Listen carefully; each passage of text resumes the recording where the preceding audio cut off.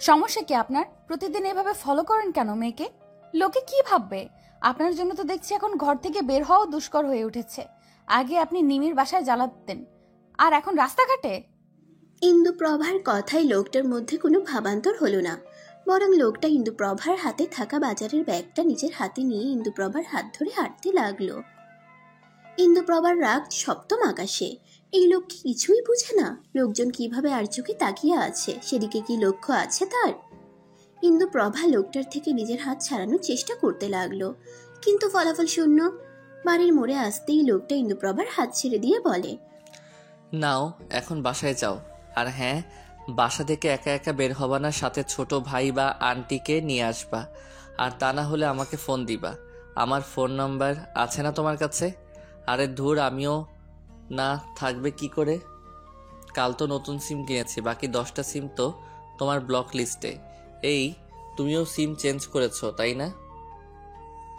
তাই তো বলি, নাম্বার বন্ধ কেন? ইন্দুপ্রভার মাথা ধরে গেল লোকটার বকবক শুনতে শুনতে। কোন কুলক্ষণে যে এই লোকের সাথে তার দেখা হয়েছিল। সেই 3 মাস ধরে লোকটা ইন্দুপ্রভাকে পাগল বানিয়ে ছাড়ছে। ইন্দুপ্রভা কোনো কথা না বাড়িয়ে বাজারের ব্যাগ নিয়ে বাসার দিকে যেতে যেতে বলে, আগে বাসায় যান, ডক্টর দেখান। দিনকে দিন আপনার পাগলামি বেড়ে চলছে। আপনার আম্মা জানলে কি হবে ভেবে দেখেছেন? পেছন থেকে তুহিন কিছুটা জোরে বলে ওঠে, আম্মা জানলে জানবে, সমস্যা কোথায়? আর হ্যাঁ, আমার মনের ডক্টর তো আপনি। একটু চিকিৎসা করে দেখুন তো এই হৃৎপিণ্ডটায় কি আছে যে সারাক্ষণ ইন্দুপ্রভা ইন্দুপ্রভা করে। ইন্দুপ্রভা দাঁড়িয়ে যায়। আপনার হৃৎপিণ্ডটায় আস্ত গোবর ভরা আছে, তাই ইন্দুপ্রভা ইন্দুপ্রভা করে। আর আসবেন না আমার সামনে। বারবার আপনার সামনে আসবো, আপনার বাসার সামনে এসে দাঁড়ায় থাকবো, আপনি পারলে আটকান। তুহিনের এমন গা ছাড়া কথা দেখে ইন্দুপ্রভার রাগ হলো। আপনার আম্মাকে কিন্তু আমি বলে দিব তার ছেলে শহর থেকে ডাক্তারি পড়ে গ্রামের মেয়েদের উত্ত্যক্ত করে।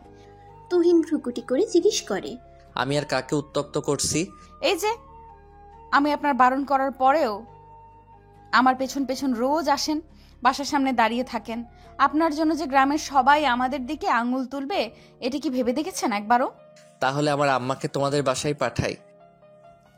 আপনার আম্মাকে আমাদের বাসায় পাঠাবেন কেন? কেন আবার বিয়ের দিন তারিখ ঠিক করার জন্য? আমি অবাক হচ্ছি, আপনার মতো পাগলকে ডাক্তার হবার জন্য সার্টিফিকেট কে দিল? আপনি হসপিটালের রোগী রেখে একটা মেয়ের পেছন দিনরাত পড়ে থাকেন, চাকরি চলে যাবে না? তোমায় কে বলল আমি রোগী না দেখে শুধু তোমার পেছনে পড়ে থাকি?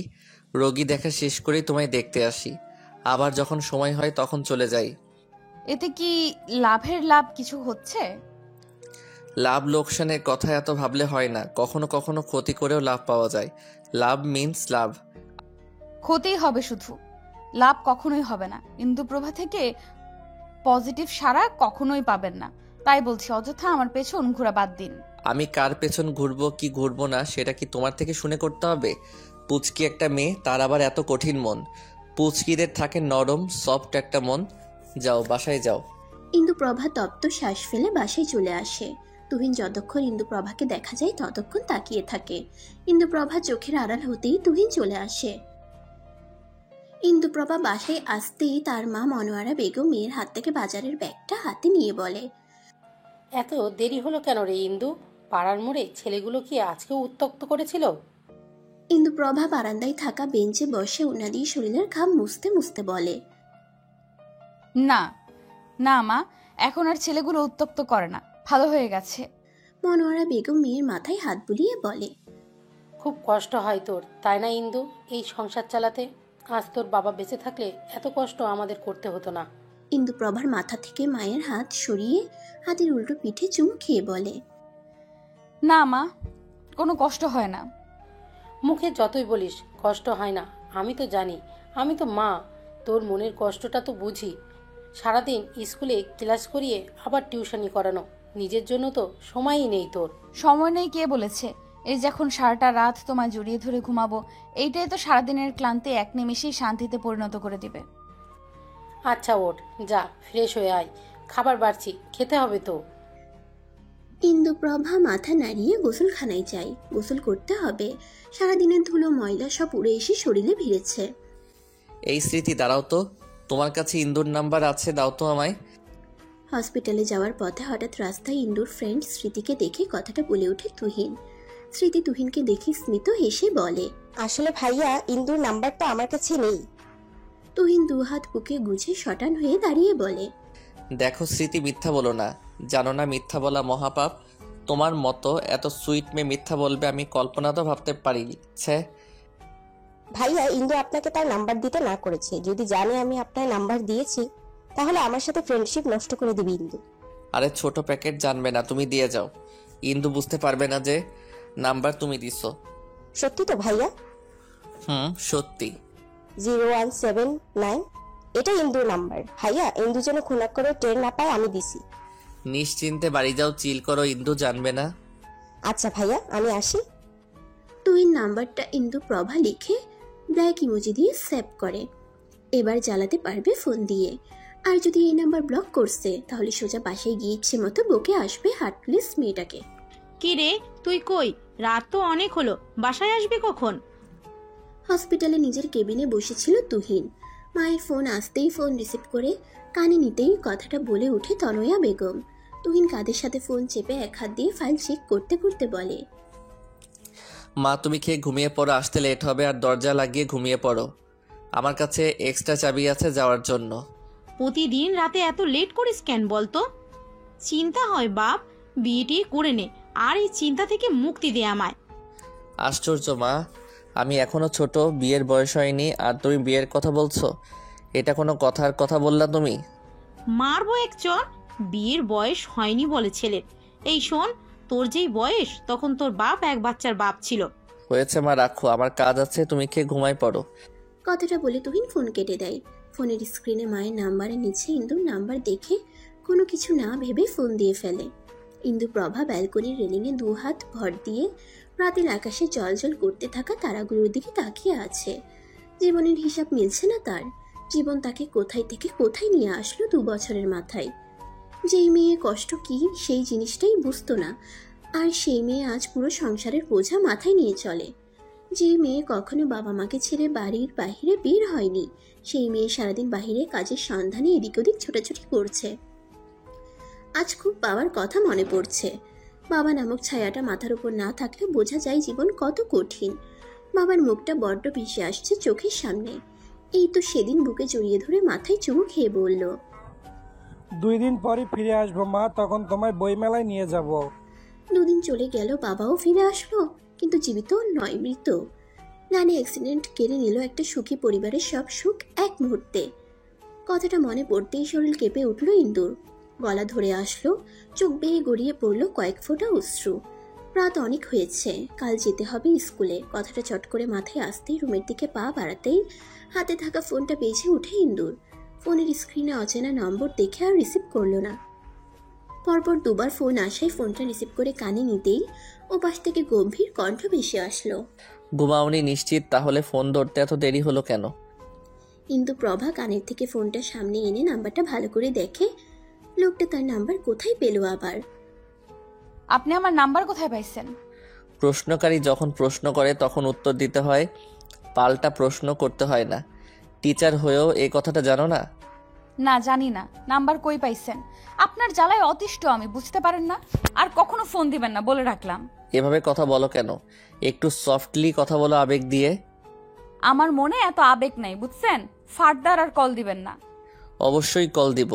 এবার যদি নাম্বার ব্লক করছো তো দেখো কি করি। কি করবেন? বেশি কিছু না, তোমার বাসায় গিয়ে তোমার ফোনটা হাতে নিয়ে ব্লকটা ছুটাই আসবো, আর তোমার আম্মুকে জিজ্ঞেস করব তোমার কথা এত তিতে কেন, ছোটবেলায় মুখে মধু কেন দেয়নি। পাগল আপনি। আপনার মতো পাগলের সাথে কথা বললে আমিও পাগল হয়ে যাব। রাখেন ফোন। তুহিন ফোনটা কানে নিয়ে কেবিনের জানালার পাশে দাঁড়িয়ে আকাশে থাকা চাঁদটার দিকে তাকিয়ে থমথমে গলায় বলে, পাগল ছেলেটাকে সামলাও না হিন্দু, সে যে দিনকে দিন পাগল হয়ে যাচ্ছে তোমার জন্য। চোখে কি দেখো না তোমার জন্য আমার মনে সঞ্চিত হওয়া ভালোবাসা? এত অবুঝ কেন তুমি? একটু বুঝো আমায়। দেখুন তুহিন, আপনি শুধু শুধু সময় নষ্ট করছেন। আমি আপনাকে ভালোবাসতে পারবো না, কতবার বলেছি, বোঝেন না কেন? আপনি তো ছোট বাচ্চা নন। আমার থেকেও বেটার, সুন্দর, শিক্ষিত মেয়ে ডিজার্ভ করেন।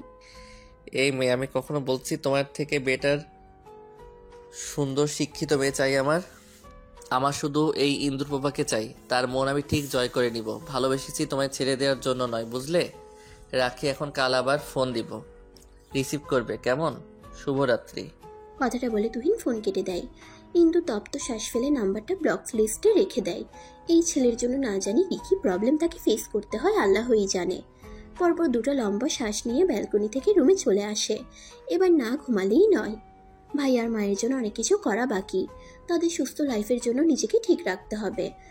উপরে চরকির মতো ঘুরতে থাকা ফ্যানের দিকে তাকিয়ে চোখ বুজে বলে, ভুলভাল জিনিসের প্রতি ঝোঁকা যাবে না।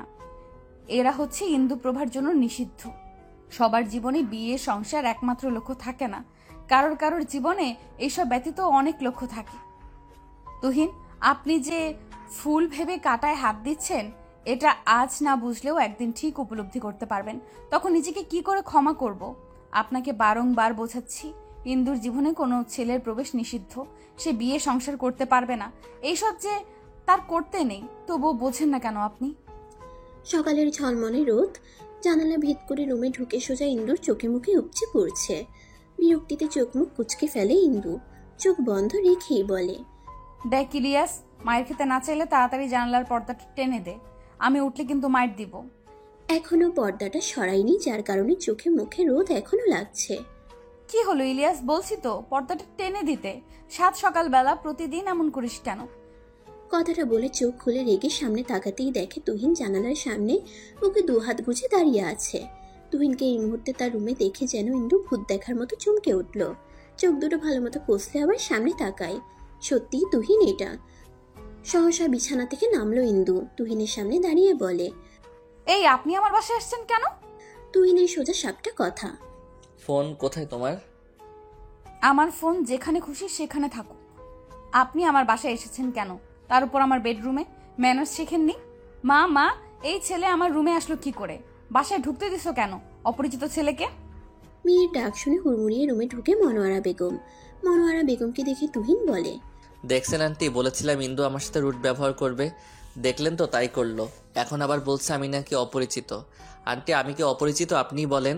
মনোয়ারা মেয়ের দিকে তাকিয়ে বলে, এমন ব্যবহার করিস কেন ইন্দু তুহিনের সাথে? ছেলেটার নাম্বার তুই ব্লক লিস্টে রেখে দিয়েছিস কেন? সেই জন্য ছেলেটা সেই ভোরবেলা থেকেই বাসার সামনে দাঁড়িয়ে আছে। কিন্তু অবাক হয়ে তুহিনের দিকে তাকিয়ে বলে, আপনার কি মাথা খারাপ? এমন করতেছেন কেন? কি চান আপনি বলেন তো? আপাতত চাইছি তুমি আমার নাম্বারটা ব্লক লিস্ট থেকে আনব্লক করো। আর আন্টির সামনে কথা দাও, আমার নাম্বার আর জীবনও ব্লক করবা না। আন্টি জানেন আপনার মেয়ের জন্য আমাকে কতগুলো সিম কিনতে হয়েছে? 10-10টা। আমার কার্ড দিয়ে সিম আর তোলা যাবে না, সেজন্য মায়ের কার্ড দিয়ে তুলছি। এখন যদি এগুলো ব্লক করে তাহলে আমি সিম কোথায় পাবো? তখন কিন্তু আন্টি আমি আপনার কাছে আসবো বলে রাখলাম। এই আপনি থামবেন? ইন্দু, নাম্বারটা আনব্লক কর। কিন্তু অবাক হয়ে বলে, মা, তুমি বলছো এই কথা? আনব্লক কর। এই যে ছেলে, শোনো, তোমায় বলছি, আমার মেয়ে আর তোমার নাম্বার ব্লক করবে না। এবার নিশ্চিন্তে থাকতে পারো। ধন্যবাদ আন্টি, আপনার মেয়ের মুখে একটু মধু দিয়েন। সব সময় তেতো কথা বের হয় আপনার মেয়ের মুখ দিয়ে, সে অভ্যাসটা একটু বদলিয়ে ফেলতে বললেন। এই যে ইন্দু আন্টি কিন্তু বলে দিচ্ছে নাম্বার ব্লক না করতে, মনে যেন থাকে। আসি আন্টি, পরে আসবো আবার। কথাটা বলে তুহিন চলে যায়। ইন্দু তার মায়ের সামনে এসে বলে, এটা কি করলাম মা তুমি?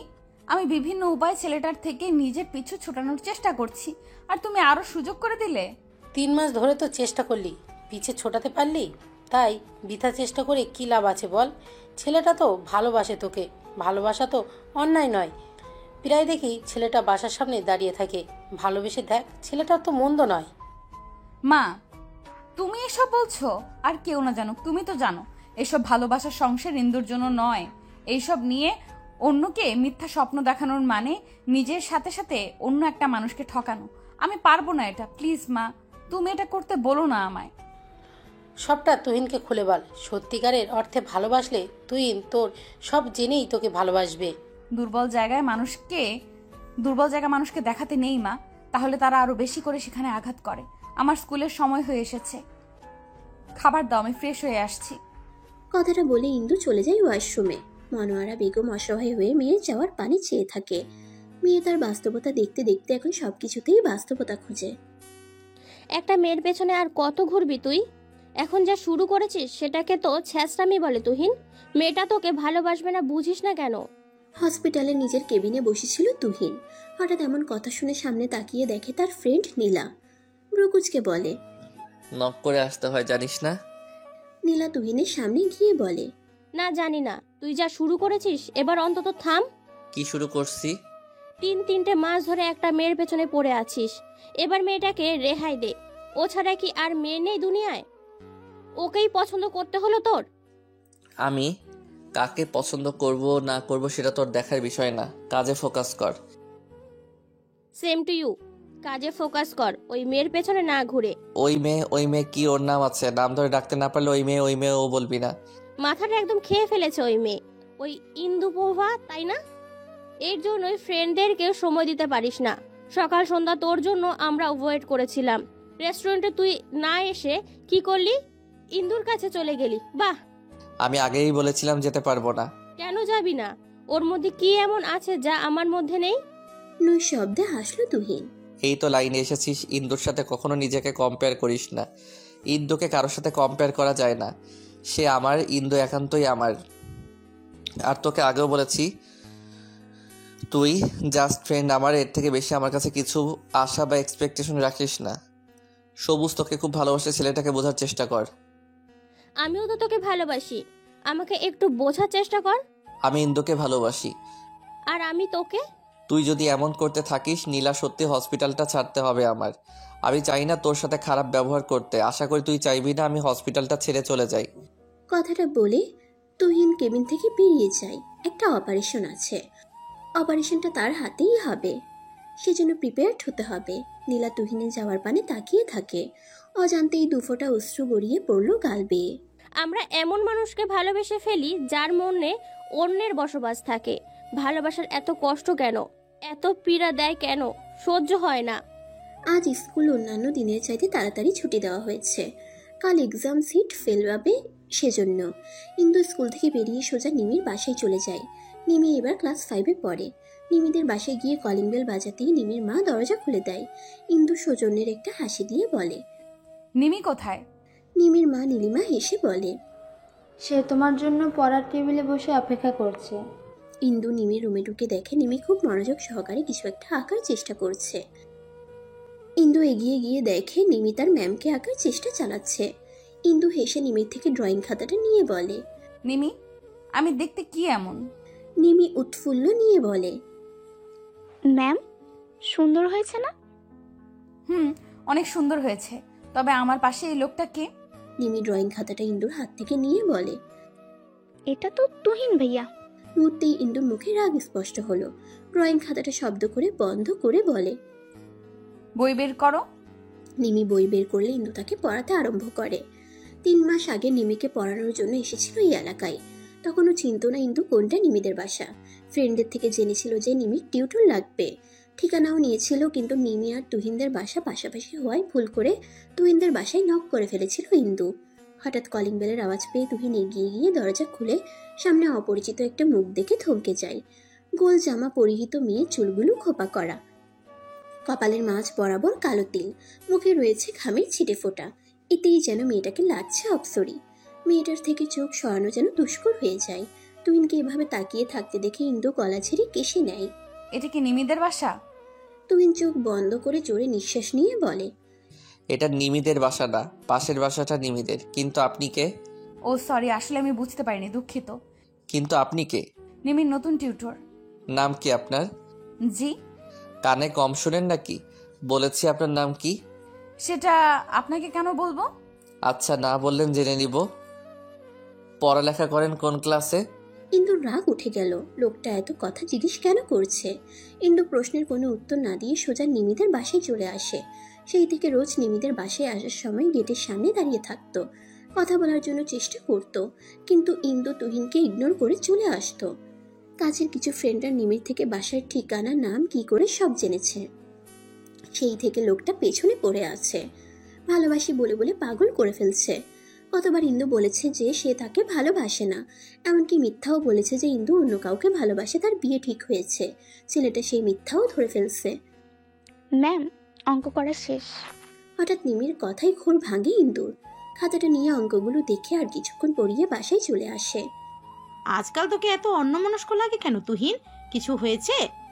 তুহিন ডাইনিং টেবিলে বসে ভাত না খেয়ে অনেকক্ষণ যাবৎ ভাতের প্লেটে হাত নাড়াচ্ছিল।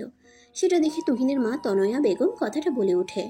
তুহিন মায়ের দিকে তাকিয়ে বলে, আচ্ছা মা, তোমার ইন্দুপ্রভাকে কেমন লাগে? তনয়া বেগম ভ্রুকুটি করে বলে, নিমির টিউটর? হুম। বেশ ভালোই তো মেয়েটা, গোছগাছ পরিপাটি। কিন্তু তুই হঠাৎ ইন্দুপ্রভার কথা বলছিস কেন? তাকে তোমার ছেলের বউ করলে কেমন হবে? তনয়া বেগম আশ্চর্য হয়। মানে কি?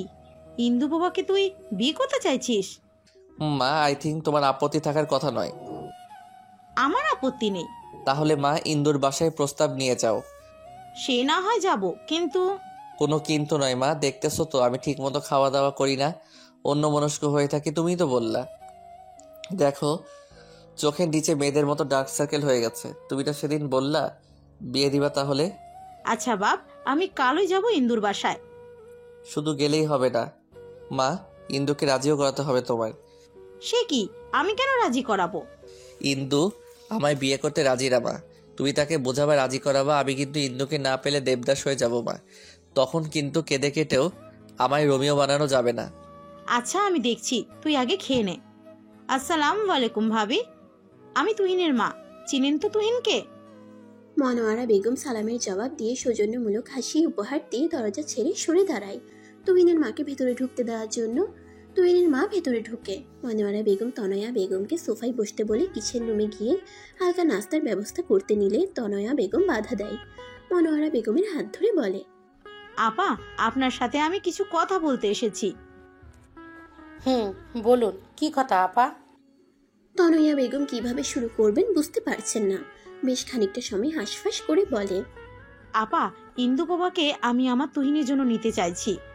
আপনি প্লিজ অমত করবেন না? মনোয়ারা বেগম আন্দাজ করেছিলেন যে তনয়া বেগম এমন কথাই বলবেন, কিন্তু এই কথার প্রেক্ষিতে মনোয়ারা বেগমের কি বলা উচিত সেটা তার সত্যিই জানা নাই।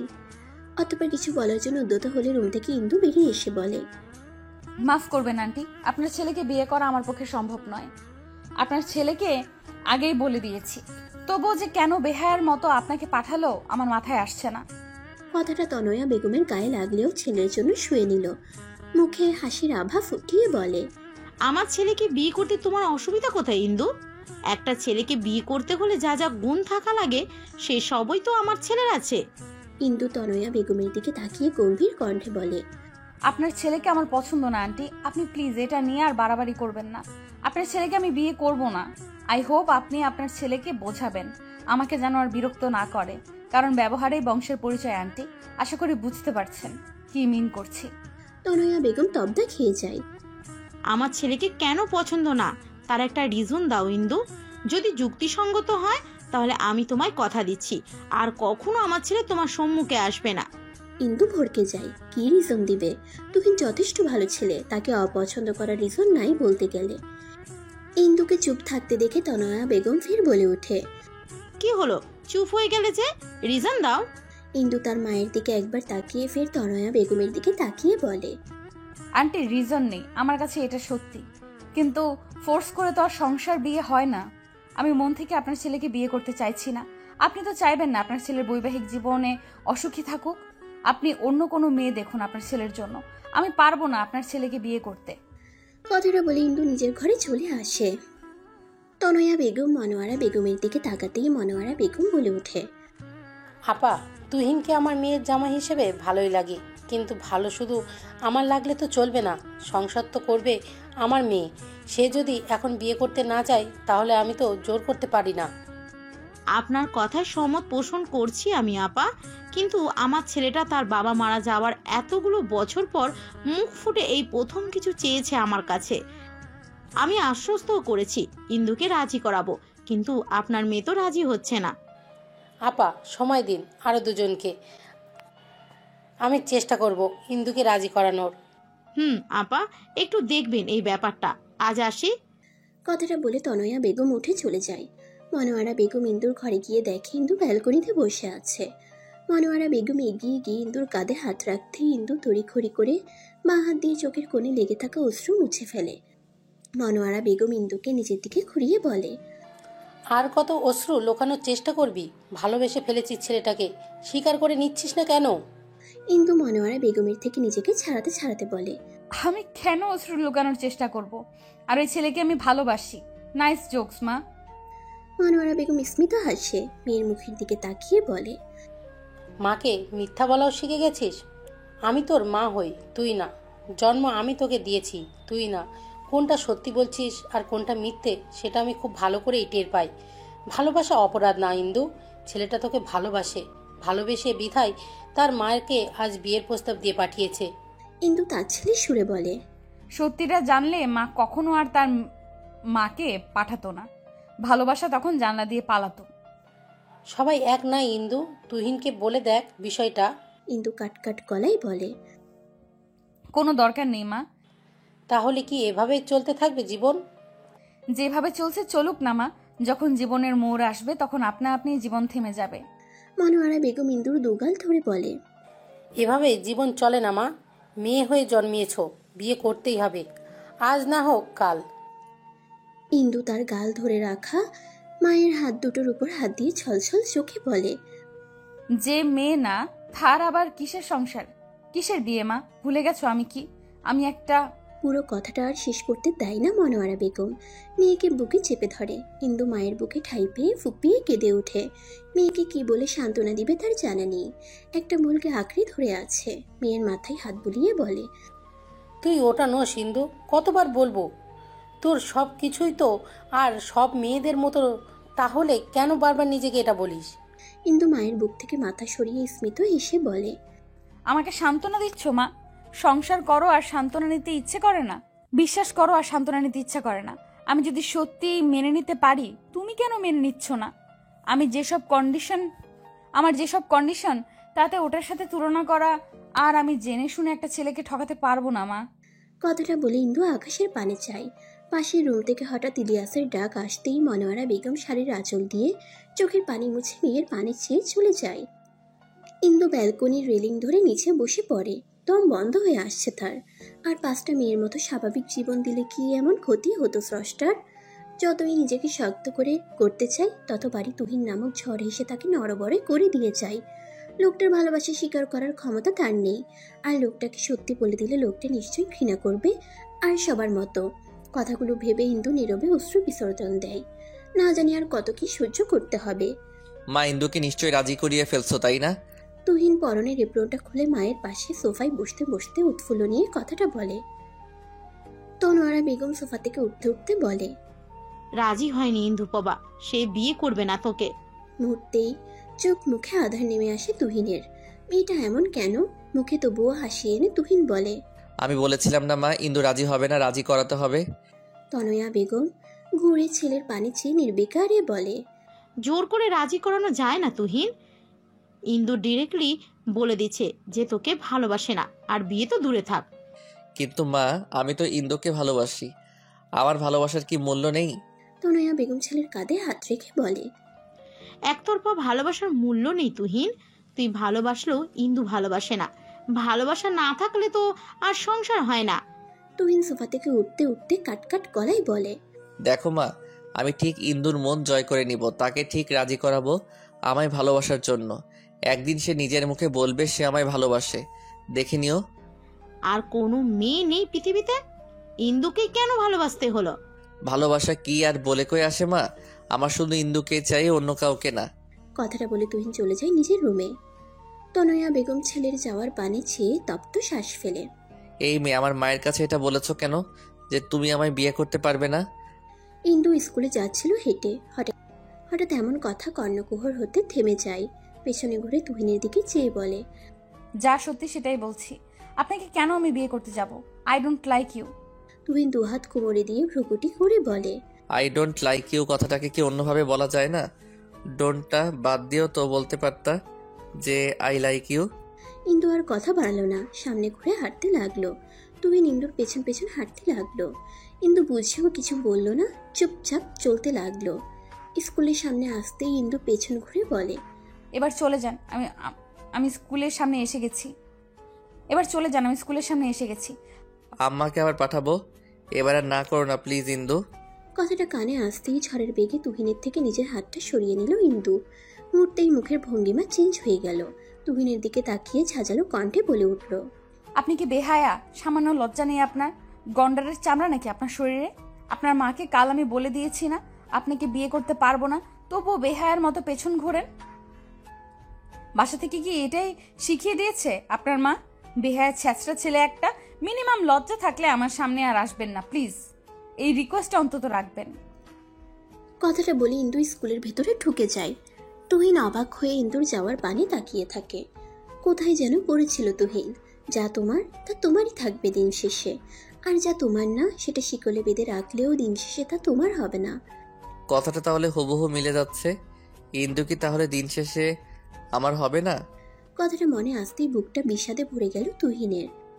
ইন্দুকে ছাড়া বেঁচে থাকা ইম্পসিবল। মানুষ যদি ভালোবাসা দিয়ে পাথরে ফুল ফোটাতে পারে, তাহলে আমিও আমার ভালোবাসা দিয়ে ঠিকই তোমার মন জয় করতে পারবো। ইন্দু, ভালোবেসেছি, তোমায় নিজের করেই ছাড়বো। কথাটা বলে হসপিটালে চলে যায় তুহিন। হসপিটালে এসে নিজের কেবিনে যেতেই দেখে তার ফ্রেন্ড সাগর বসে আছে। নিজের কেবিনে সাগরকে দেখে ভ্রুকুটি করে ফেলে তুহিন। চেয়ারে বসতে বসতে বলে, কি ব্যাপার আমার কেবিনে তুই? সাগর হাত ঘড়িটার দিকে তাকিয়ে বলে, কয়টা বাজে দেখো তো। তুহিন হাত ঘড়িটাই টাইম দেখে বলে, 10টা বাজে। ডিউটি কয়টায় অন হোক? 1 ঘন্টা লেট হয়েছে। স্যার আজ রেগে গেছে। এভাবে তুই যদি প্রতিদিন লেট করিস তাহলে স্যার তোকে ডাক্তারি ছেড়ে দিতে বলেছে। সুমন স্যার বলেছে এটা? ওকে দেন, আমি রিজাইন লেটার পাঠিয়ে দিব। সাগর অবাক হয়ে বলে, সিরিয়াসলি তুই জবটা ছেড়ে দিবি? তুহিন চেয়ারে গায়ে দিয়ে চোখ বন্ধ করে বলে, ছেড়ে দিব। সাগর চেয়ার ছেড়ে উঠে বলে, মাথা খারাপ তোর? এমন জব কেউ ছেড়ে দেওয়ার চিন্তা মাথায় আনে কি করে? ইন্দু মেয়েটা যে ওর মাথা চিবিয়ে চিবিয়ে খেয়ে ফেলেছে তার সুখ থাকতে ভূতে কেলাচ্ছে। কথাটা বলতে বলতে তুহিনের কেবিনে ঢুকে নিলা। তুহিন চোখ বন্ধ রেখেই মুচকে এসে বলে, মেয়েটা যদি মুখ ফুটে বলতো চাকরি কেন, তোমার জানটা আমায় দিয়ে দাও, আমি হাসতে হাসতে আমার জানটা তাকে দিয়ে দিতাম। কিন্তু আফসোস মেয়েটা তেমন কিছুই আমায় বলেনি। চাকরি আমি আমার নিজের ইচ্ছাই ছাড়ছি, আর স্যার নিজেও তো বলেছে ছেড়ে দেওয়ার জন্য। সাগর টেবিলের উপরে এক হাত ভরে দিয়ে বলে, স্যার এমনি এমনি বলেনি তুহিন, তোর অনিয়ম স্যারের চোখে পড়েছে বারংবার। একটা মেয়ের পেছনে পড়ে কি থেকে কি হয়ে গেছিস। একবার নিজেকে আয়নায় দাঁড় করিয়ে ভাবতো ভালোবাসা অন্যায় নয়, কিন্তু একপক্ষিক ভালোবাসা মারাত্মক ক্ষতি করে। এই যেমন তুই একপক্ষিক ভালোবেসে যাচ্ছিস ইন্দুকে, মেয়েটা তো তোকে ভালোবাসে না, তাহলে কেন মেয়েটার পেছনে পড়ে নিজের ফিউচার নষ্ট করছিস? আন্টির কথা ভাব, আন্টি তোকে এত টাকা পয়সা খরচ করে ডাক্তারি পড়িয়েছে কি এই দিন দেখার জন্য? তুহিন বসা থেকে উঠে দাঁড়ায়, নিজেকে দেখিয়ে বলে, আচ্ছা দেখো তো আমি কি দেখতে শুনতে খারাপ, চেহারা বাজে? এটা কেমন কথা বলছিস তুই? আমাদের ফ্রেন্ড সার্কেলের মধ্যে সবচেয়ে সুদর্শন পুরুষ তুই। তাহলে ইন্দু কেন ভালোবাসে না আমায়? নীলা অন্য মানুষকে হয়ে বলে, ইন্দু মেয়েটা যে ওর মাথা চিবিয়ে চিবিয়ে খেয়ে ফেলেছে তাই সুখে থাকতে ভূতে কিলাচ্ছে। তোর চেহারার ব্যক্তিত্ব সব সৌন্দর্য, কিন্তু যারা ভালোবাসা পাওয়ার জন্য মানুষের কাছে ছ্যাঁচড়া বেহায়া হয়ে যায় তাদেরকে মূলত বেহায়া হওয়ার কারণেই ভালোবাসে না মানুষ। উদার হওয়া নিশ্চয়ই দিতে হবে না। কথাটা বলে নীলা বেরিয়ে যায় কেবিন থেকে। সাগর তুহিনের কাঁধে হাত রেখে বলে, একটা ভুল ডিসিশনের ওপর কিন্তু তোর পুরো লাইফ নির্ভর করছে। ভেবেচিন্তে ডিসিশন নিস। ভেবেচিন্তে ডিসিশন নিস। কথাটা বলে সাগরও চলে যায়। তুহিন তপ্ত শ্বাস ফেলে। কেউ কারো পরিস্থিতি বুঝতে পারে না যতক্ষণ না সেই ব্যক্তি অপর ব্যক্তির মতো সেম পরিস্থিতিতে পড়ে। বিকেলের দিকে আকাশটা কালো মেঘে ঢেকে আছে। চারিদিক দিয়ে বইছে বাতাস। বাতাসের সাথে যুক্ত হয়েছে রাস্তার ধুলোবালি। এই বাতাসগুলো সংকেত দিচ্ছে গর্জে বৃষ্টি বা ঝড় আসবে। ইন্দু স্কুল থেকে বেরিয়ে তাড়াতাড়ি বাসার উদ্দেশ্যে হাঁটা ধরে। বৃষ্টি নামার আগেই বাসায় যেতে হবে। আজ আর নিমিকে পড়াতে যাবে না। বাসার কাছে আস্তে আস্তেই গর্জে বৃষ্টি নামা ধরল। ইন্দু আর না হেঁটে রাস্তার পাশে দোকানের সামনে গিয়ে আশ্রয় নিল। বেশ খানিকটা সময় দাঁড়িয়ে থাকার পরও বৃষ্টি থামার নাম গন্ধ নেই। বৃষ্টির ফোঁটাগুলো বাতাসের কারণে ইন্দুর শরীরকে ভিজিয়ে দিচ্ছে। এভাবে দাঁড়িয়ে থাকলে বাসায় আর সন্ধ্যার আগে ফিরতে পারবে না। ইন্দু বৃষ্টি মাথায় নিয়েই হাঁটা ধরল। কয়েক কদম যেতেই হঠাৎ নিজের উপর বৃষ্টির ফোঁটা পড়তে না দেখে উপরে তাকিয়ে দেখে তার মাথার উপর ছাতা। পাশে ঘুরতেই দেখে তুহিন ইন্দুর মাথায় ছাতা নিয়ে দাঁড়িয়ে আছে আর সে বৃষ্টিতে ভিজছে। ইন্দু ছাতার নিচ থেকে সরে যেতে চাইলে তুহিন বলে, সরে যেও না, বৃষ্টিতে ভিজলে জ্বর আসবে। ইন্দু বিরক্তি নিয়ে বলে, আপনি আবার আসছেন কেন? আপনি যে ভিজছেন, আপনার জ্বর আসবে না? ছাতাটা আপনার, আপনি কেন ভিজছেন? আমার বাসা কাছেই, চলে যেতে পারবো আমি। তুহিন কথা না বাড়িয়ে ছাতাটা ইন্দুর হাতে ধরিয়ে দিয়ে বলে, চুপচাপ বাসায় যাও। আন্টি হয়তো চিন্তা করছে আর আমাকে নিয়ে তোমার টেনশন করতে হবে না, কিন্তু তোমাকে নিয়ে আমার টেনশন করতে হবে। কথাটা বলে তুহিন পেছন ঘুরে বাসার দিকে চলে যায়।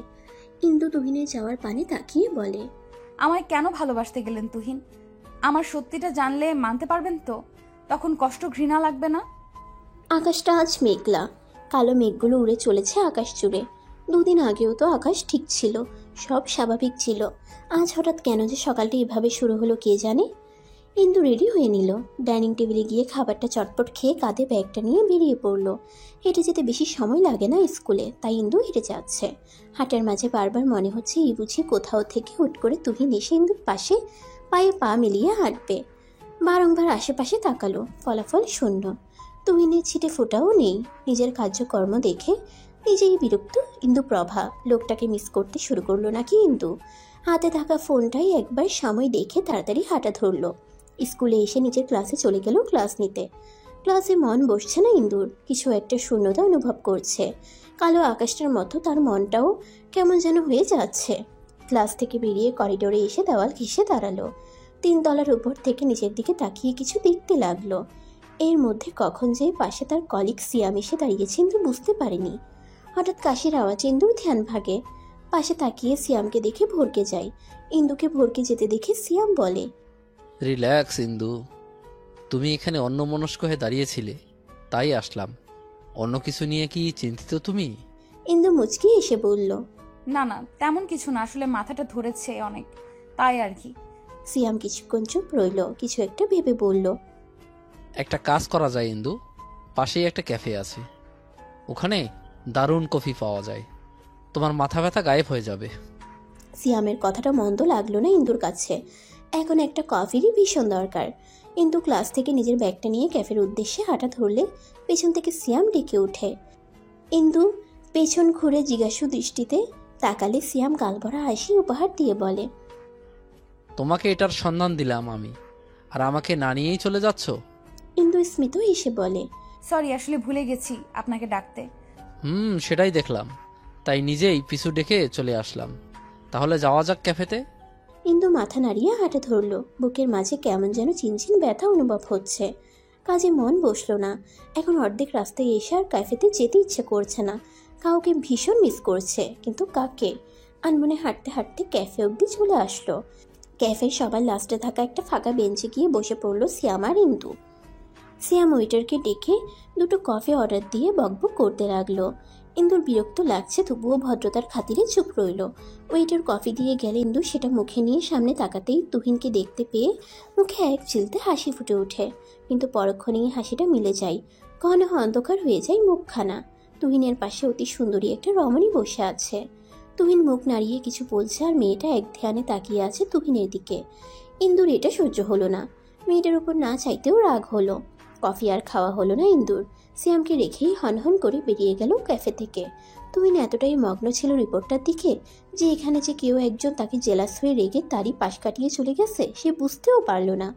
রিপোর্ট থেকে মুখ সরিয়ে সামনে থাকা লামিয়া নামের মেয়েটার দিকে তাকিয়ে বলে, চিন্তা করবেন না, রিপোর্টটা আমি ভালো মতোই দেখেছি। আপনার বাবার তেমন সমস্যা নেই, আপনি অযথা টেনশন করছেন। লামিয়া নামের মেয়েটা তুহিনের থেকে রিপোর্টটা নিয়ে সৌজন্যমূলক হাসি উপহার দিয়ে টুকটাক কথা বলে চলে যায়। তুহিন তপ্ত শ্বাস ফেলে। একটা সপ্তাহ ধরে তার উপর দিয়ে কাজের প্রেশার যাচ্ছে অনেক। তার উপর এই মেয়ে বারবার ফোন দিয়ে বাবাকে অযৌক্তিক টেনশন সময় বের করে এসে বুঝিয়ে বলতে হলো শুধু শুধু টেনশন করছে। ইন্দুকে দেখা হয় না 7টা দিন ধরে। মেয়েটা নিশ্চয়ই খুশি হচ্ছে। এদিকে তুহিন যে ইন্দুকে দেখতে না পেয়ে দহনে পড়ছে সেটা যদি মেয়েটা একটু জানতো। ইন্দু আর স্কুলে গেল না। বাসা যাবার পথে একটা খোলা প্রান্ত মাঠ পড়ে। সে উদ্যান মাঠে গিয়ে একটা গাছের তলায় বসলো। ফোন বের করে সময় দেখে নিল। স্মৃতিকে বলেছিল এখানটায় আসতে, মেয়েটা আসছে না দেখে বিরক্ত লাগছে। মিনিট 10 বসে অপেক্ষা করলো। এর মধ্যে স্মৃতিও চলে আসলো। স্মৃতি ইন্দুর পাশে বসে বলে, কি ব্যাপার ম্যাডামের আজ আমার কথা মনে পড়লো যে? ইন্দু দৃষ্টি সামনে রেখেই জবাব দেয়। আচ্ছা স্মৃতি, আমরা মানুষগুলো এমন কেন? স্মৃতি জিজ্ঞাসু দৃষ্টি নিয়ে বলে। কেমন?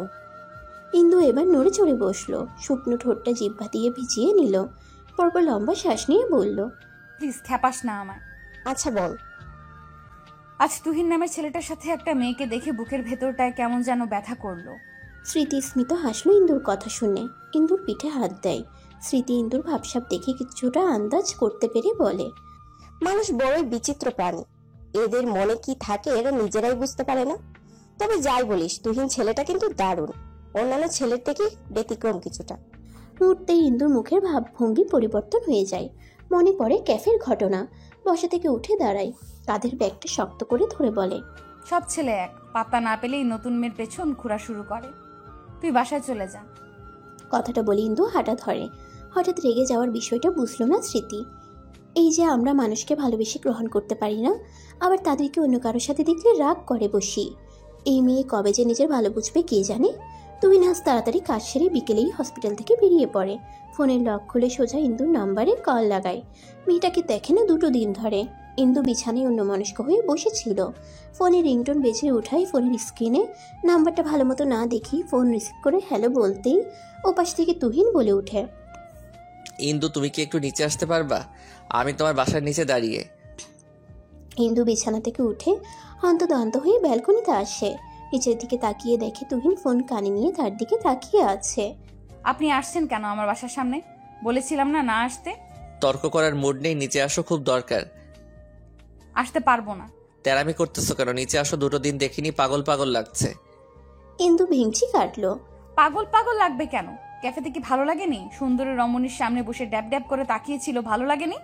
তুহিন ইন্দুর কথার মানে বুঝলো না। ক্যাফের কথা মনে হতেই কালকের কথা মনে পড়লে কাল লামিয়া নামের মেয়েটার সাথে ক্যাফেতে ছিল, তার মানে ইন্দু সেখানে ছিল। আচ্ছা মেয়েটা কি কোনোভাবে জেলাস? কথাটা মনে আসতেই মুখে হাসি ফুটে উঠল। যাক, এবার তাহলে একটা পথ পেয়েছে। হ্যাঁ, মেয়েটা বেশ সুন্দরী ছিল। আচ্ছা তোমার যেহেতু আসতে সমস্যা, তাহলে লামিয়াকে ডেকে নিয়ে যাচ্ছি, মেয়েটা হেল্প করতে পারবে আমার। তোমার তাহলে আসতে হবে না। কি হেল্প বলেন, করে দিচ্ছি। নিচে না আসলে বলবো কিভাবে? রেডি হয়ে আসবে। আমি রেডি। আচ্ছা নিচে আসো। ইন্দু আচ্ছা বলে ফোন কেটে দেয়। তুহিন হাসে। মেয়েটা আপন করে নেয় না, আবার কারোর সাথে দেখলে মেনেও নিতে পারে না। মেয়েদের জাতীয় স্বভাব বুঝি এটাই। কি হেল্প করা লাগবে বলেন। তুহিন উপর থেকে নিচে অবধি ইন্দুপ্রভাকে পরখ করে নিল। বুকে হাত গুজে বলে, তোমার সাথে সাথে চলে আসলে নট ব্যাড, একটু হলেও মনে জায়গা করে নিতে পেরেছি, তাই তো? ইন্দু বিরক্ত হলো নিজের করা কাণ্ড কারখানা দেখে। লোকটার কথাই এসেও বিপাকে পড়েছে। আচ্ছা আমি তাহলে চলে যাচ্ছি। কথাটা বলে ইন্দু চলে যেতে নিলে তুহিন বলে ওঠে, যেও না ইন্দু, 7টা দিন দেখিনি, একটু দাঁড়াও, তোমায় দেখে চোখের তৃষ্ণা মিটাই। ইন্দু দাঁড়িয়ে গেল। পেছনে ফেরার সাহস হয় না। লোকটাকে সেদিন কত কিছু বলল, তবুও লোকটা আবার এসেছে। নিজেকে শক্ত করলো ইন্দু। পেছন ঘুরে তুহিনের মুখোমুখি দাঁড়িয়ে বলে, আপনি কতটুকু ভালোবাসেন আমায়? তুহিন হাসলো, নির্বিকারে জবাব দিল, ভালোবাসার কি পরিমাপ করা যায় আদৌ? এই যে তুমি কি কখনো মাটি থেকে আকাশের মাঝে যে ব্যবধান, সেটা পরিমাপ করতে পারবে? এটার সাথে ওটার তুলনা কিভাবে হয়? এই যে তুমি প্রশ্ন করছো তোমায় আমি কতটা ভালোবাসি, মাটি থেকে আকাশের মাঝে যেটুকু ব্যবধান, আমি সেইটুকুই ভালোবাসি তোমায়। শোনেন, আমি আপনাকে একটা কথা বলবো। আমার মনে হয় কথাটা শুনলে আপনি আর আমার পেছন ঘুরে সময় নষ্ট করবেন না।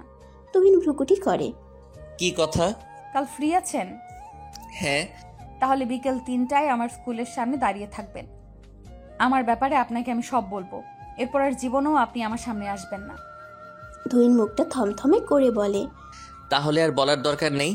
দরকার আছে, তাই চাইছি। আপনি চলে আসবেন ঠিক সময়। এখন আসি। কথাটা বলে ইন্দু চলে যায়। শুধু শুধু ছেলেটাকে এভাবে কষ্ট দেওয়ার মানে হয় না। ছেলেটা সাময়িক কষ্ট পেলেও কিছু করার নেই। তুহিন ঠাই দাঁড়িয়ে ইন্দুর যাওয়া দেখল। ইন্দু চোখের আড়াল হতেই এলোমেলো পায়ে হেঁটে বাসায় আসলো। কাল গিয়ে এমন ইন্দুর ব্যাপারে সত্যি বলবে ইন্দু? এমন কোনো সত্যি শুনতে চায় না তুহিন, যেটাই তাদের মাঝে দূরত্ব বাড়বে। ইন্দু বাসায় আসতেই ইন্দুর মা মনোয়ারা বেগম বলে ওঠে, বলে দিয়েছ সব? ইন্দু সোফায় বসে পড়ল। সোফায় গায়ে দিয়ে দিয়ে চোখ বন্ধ করে বলল, সাহস পাইনি মা বলার। কাল আসতে বলেছি। কাল যে করেই হোক বলতে হবে। ওনার এমন পাগলামি ভালো লাগছে না। সামনে থাকলে দূরে সরিয়ে দিতে ইচ্ছে করে, আবার চোখের আড়াল হলে পাগল পাগল লাগে। আমি বড্ড ক্লান্ত হয়ে গেছি মা। মনোয়ারা বেগম মেয়েকে জড়িয়ে ধরলেন। মেয়ে যে তুহিনকে ভালোবেসে ফেলছে এটা বুঝতে অসুবিধা হলো না। সামনে কি অপেক্ষা করছে কেউ জানে না। ভেঙে পড়ো না মা, সব ঠিক হবে। তুহিন বুঝবে তোমাকে। আমি দেখেছি ছেলেটা তোমায় কতটা ভালোবাসে। ওই তো সেদিন তার নম্বর ব্লক করেছিলে দেখে ভোরবেলা থেকে তুহিনকে বাসার সামনে দাঁড়িয়ে থাকতে দেখেছিলাম।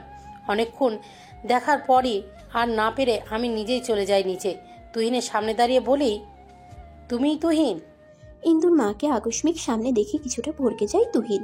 নিজেকে সামলিয়ে বলে, আসসালামু আলাইকুম আন্টি, আপনি ঠিক ধরেছেন, আমি তুহিন। তুমি সেই ভোরবেলা থেকে এখানে দাঁড়িয়ে আছো কেন? সমস্যা কি তোমার? আসলে আন্টি আপনার মেয়েটা না আমায় বুঝতেই চায় না। কাল পই পই করে বলে দিয়েছি নাম্বার ব্লক করতে না, তবু ব্লক করে রেখে দিছে, সেজন্য দাঁড়িয়ে আছি। ইন্দুকে ভালোবাসো? ভীষণ ভালোবাসি আন্টি। এখানে দাঁড়িয়ে না থেকে বাসায় চলো। আপনাদের বাসায় আন্টি? হুম। আন্টি কিন্তু রাগ করবে? করলে আমি আছি তো, সামলে নিব। শিওর? হুম।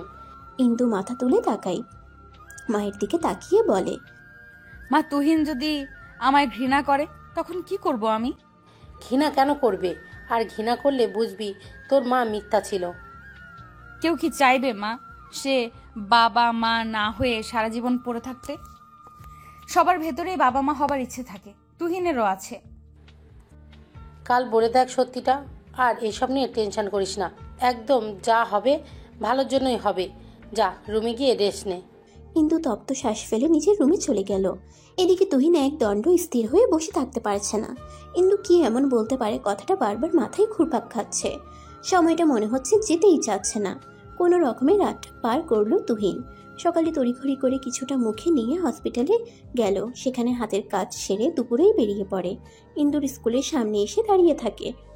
প্রায় ঘন্টা দুয়েক পর স্কুলের ছুটির ঘন্টা বাজতেই যেন তুহিনের হৃৎপিণ্ডটা কেঁপে উঠল আচমকা। সামনে তাকাতেই দেখে ইন্দু আসতেছে।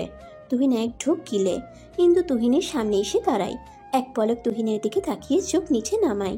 চলুন, স্কুলের পাশে যে খোলা উদ্যান আছে ওখানে। ইন্দু সামনে হাঁটে আর তুহিন ইন্দুর পেছনে। খোলা উদ্যানের সামনে এসে একটা বেঞ্চে বসে পড়ে ইন্দু। তুহিন দাঁড়িয়ে ইন্দুকে দেখে।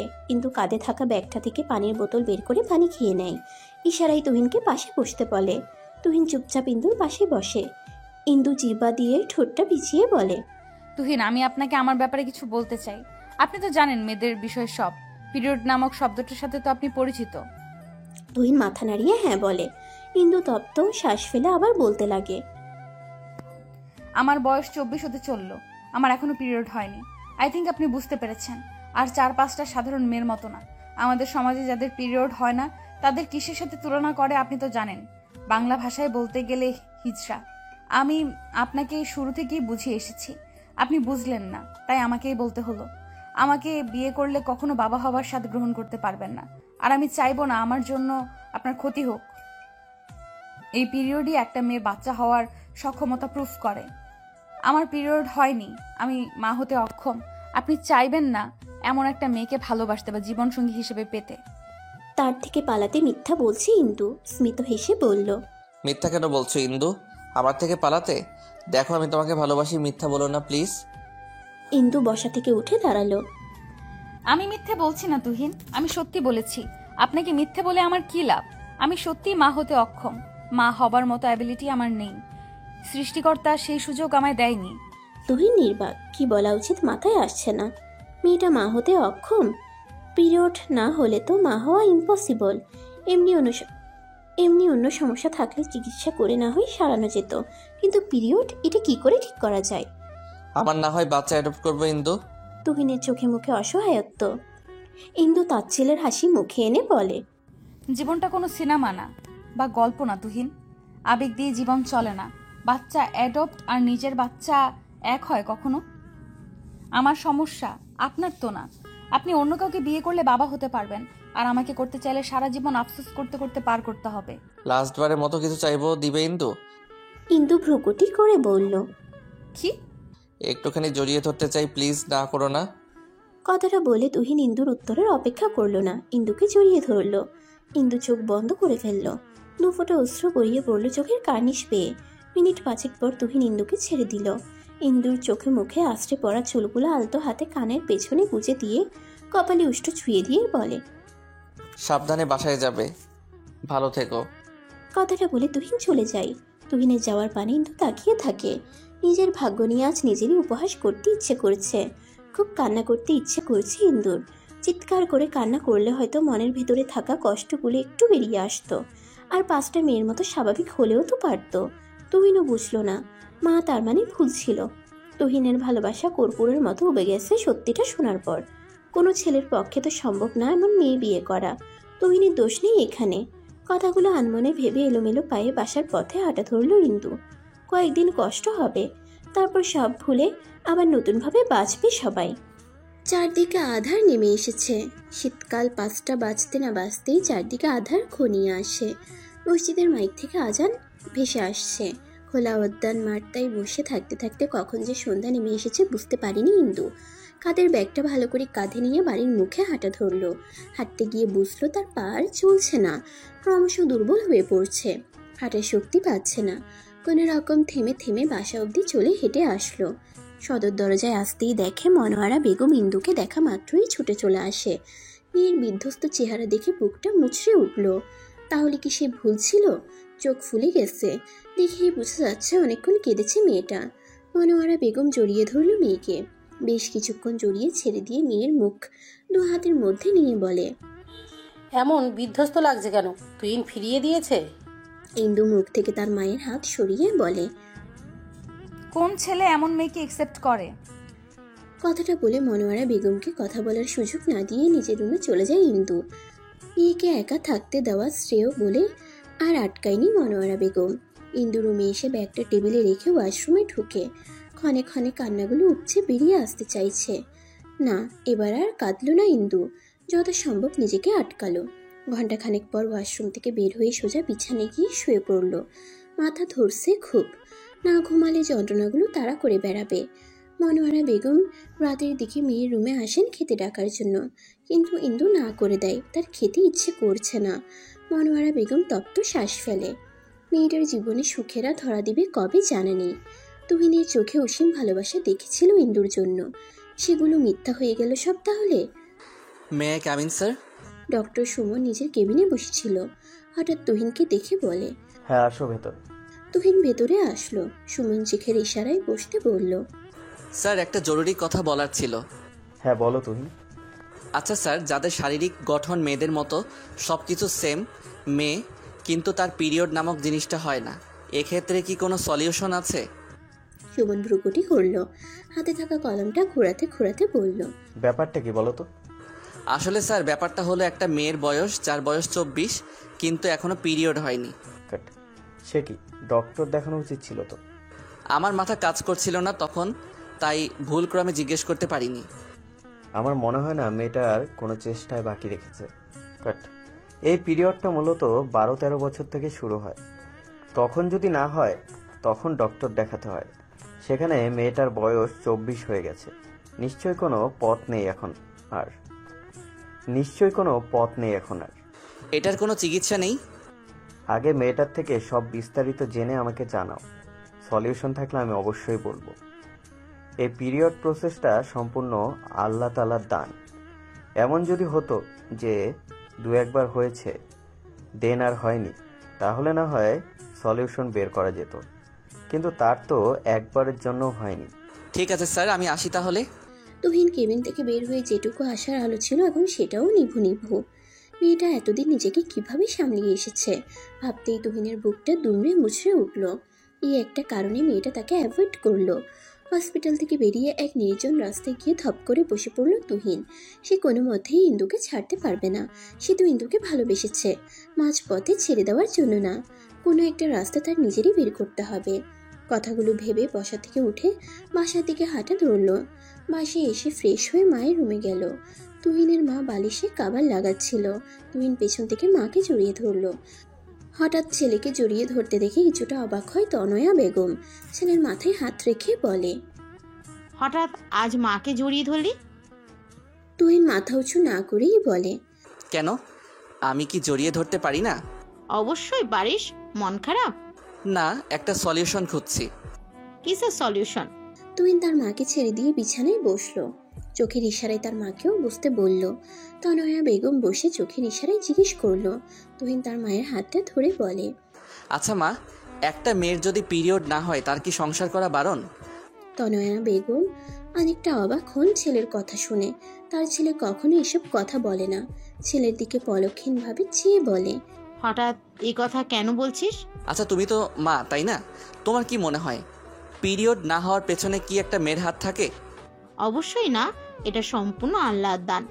তাহলে কি একটা মেয়ের বয়স 24 হওয়ার পরও যদি এটা না হয়, তাহলে কি তাকে বিয়ে করা বারণ? তনয়া বেগম সন্দেহজনক দৃষ্টি নিয়ে বলে, তুই কার কথা বলতে চাইছিস তুহিন?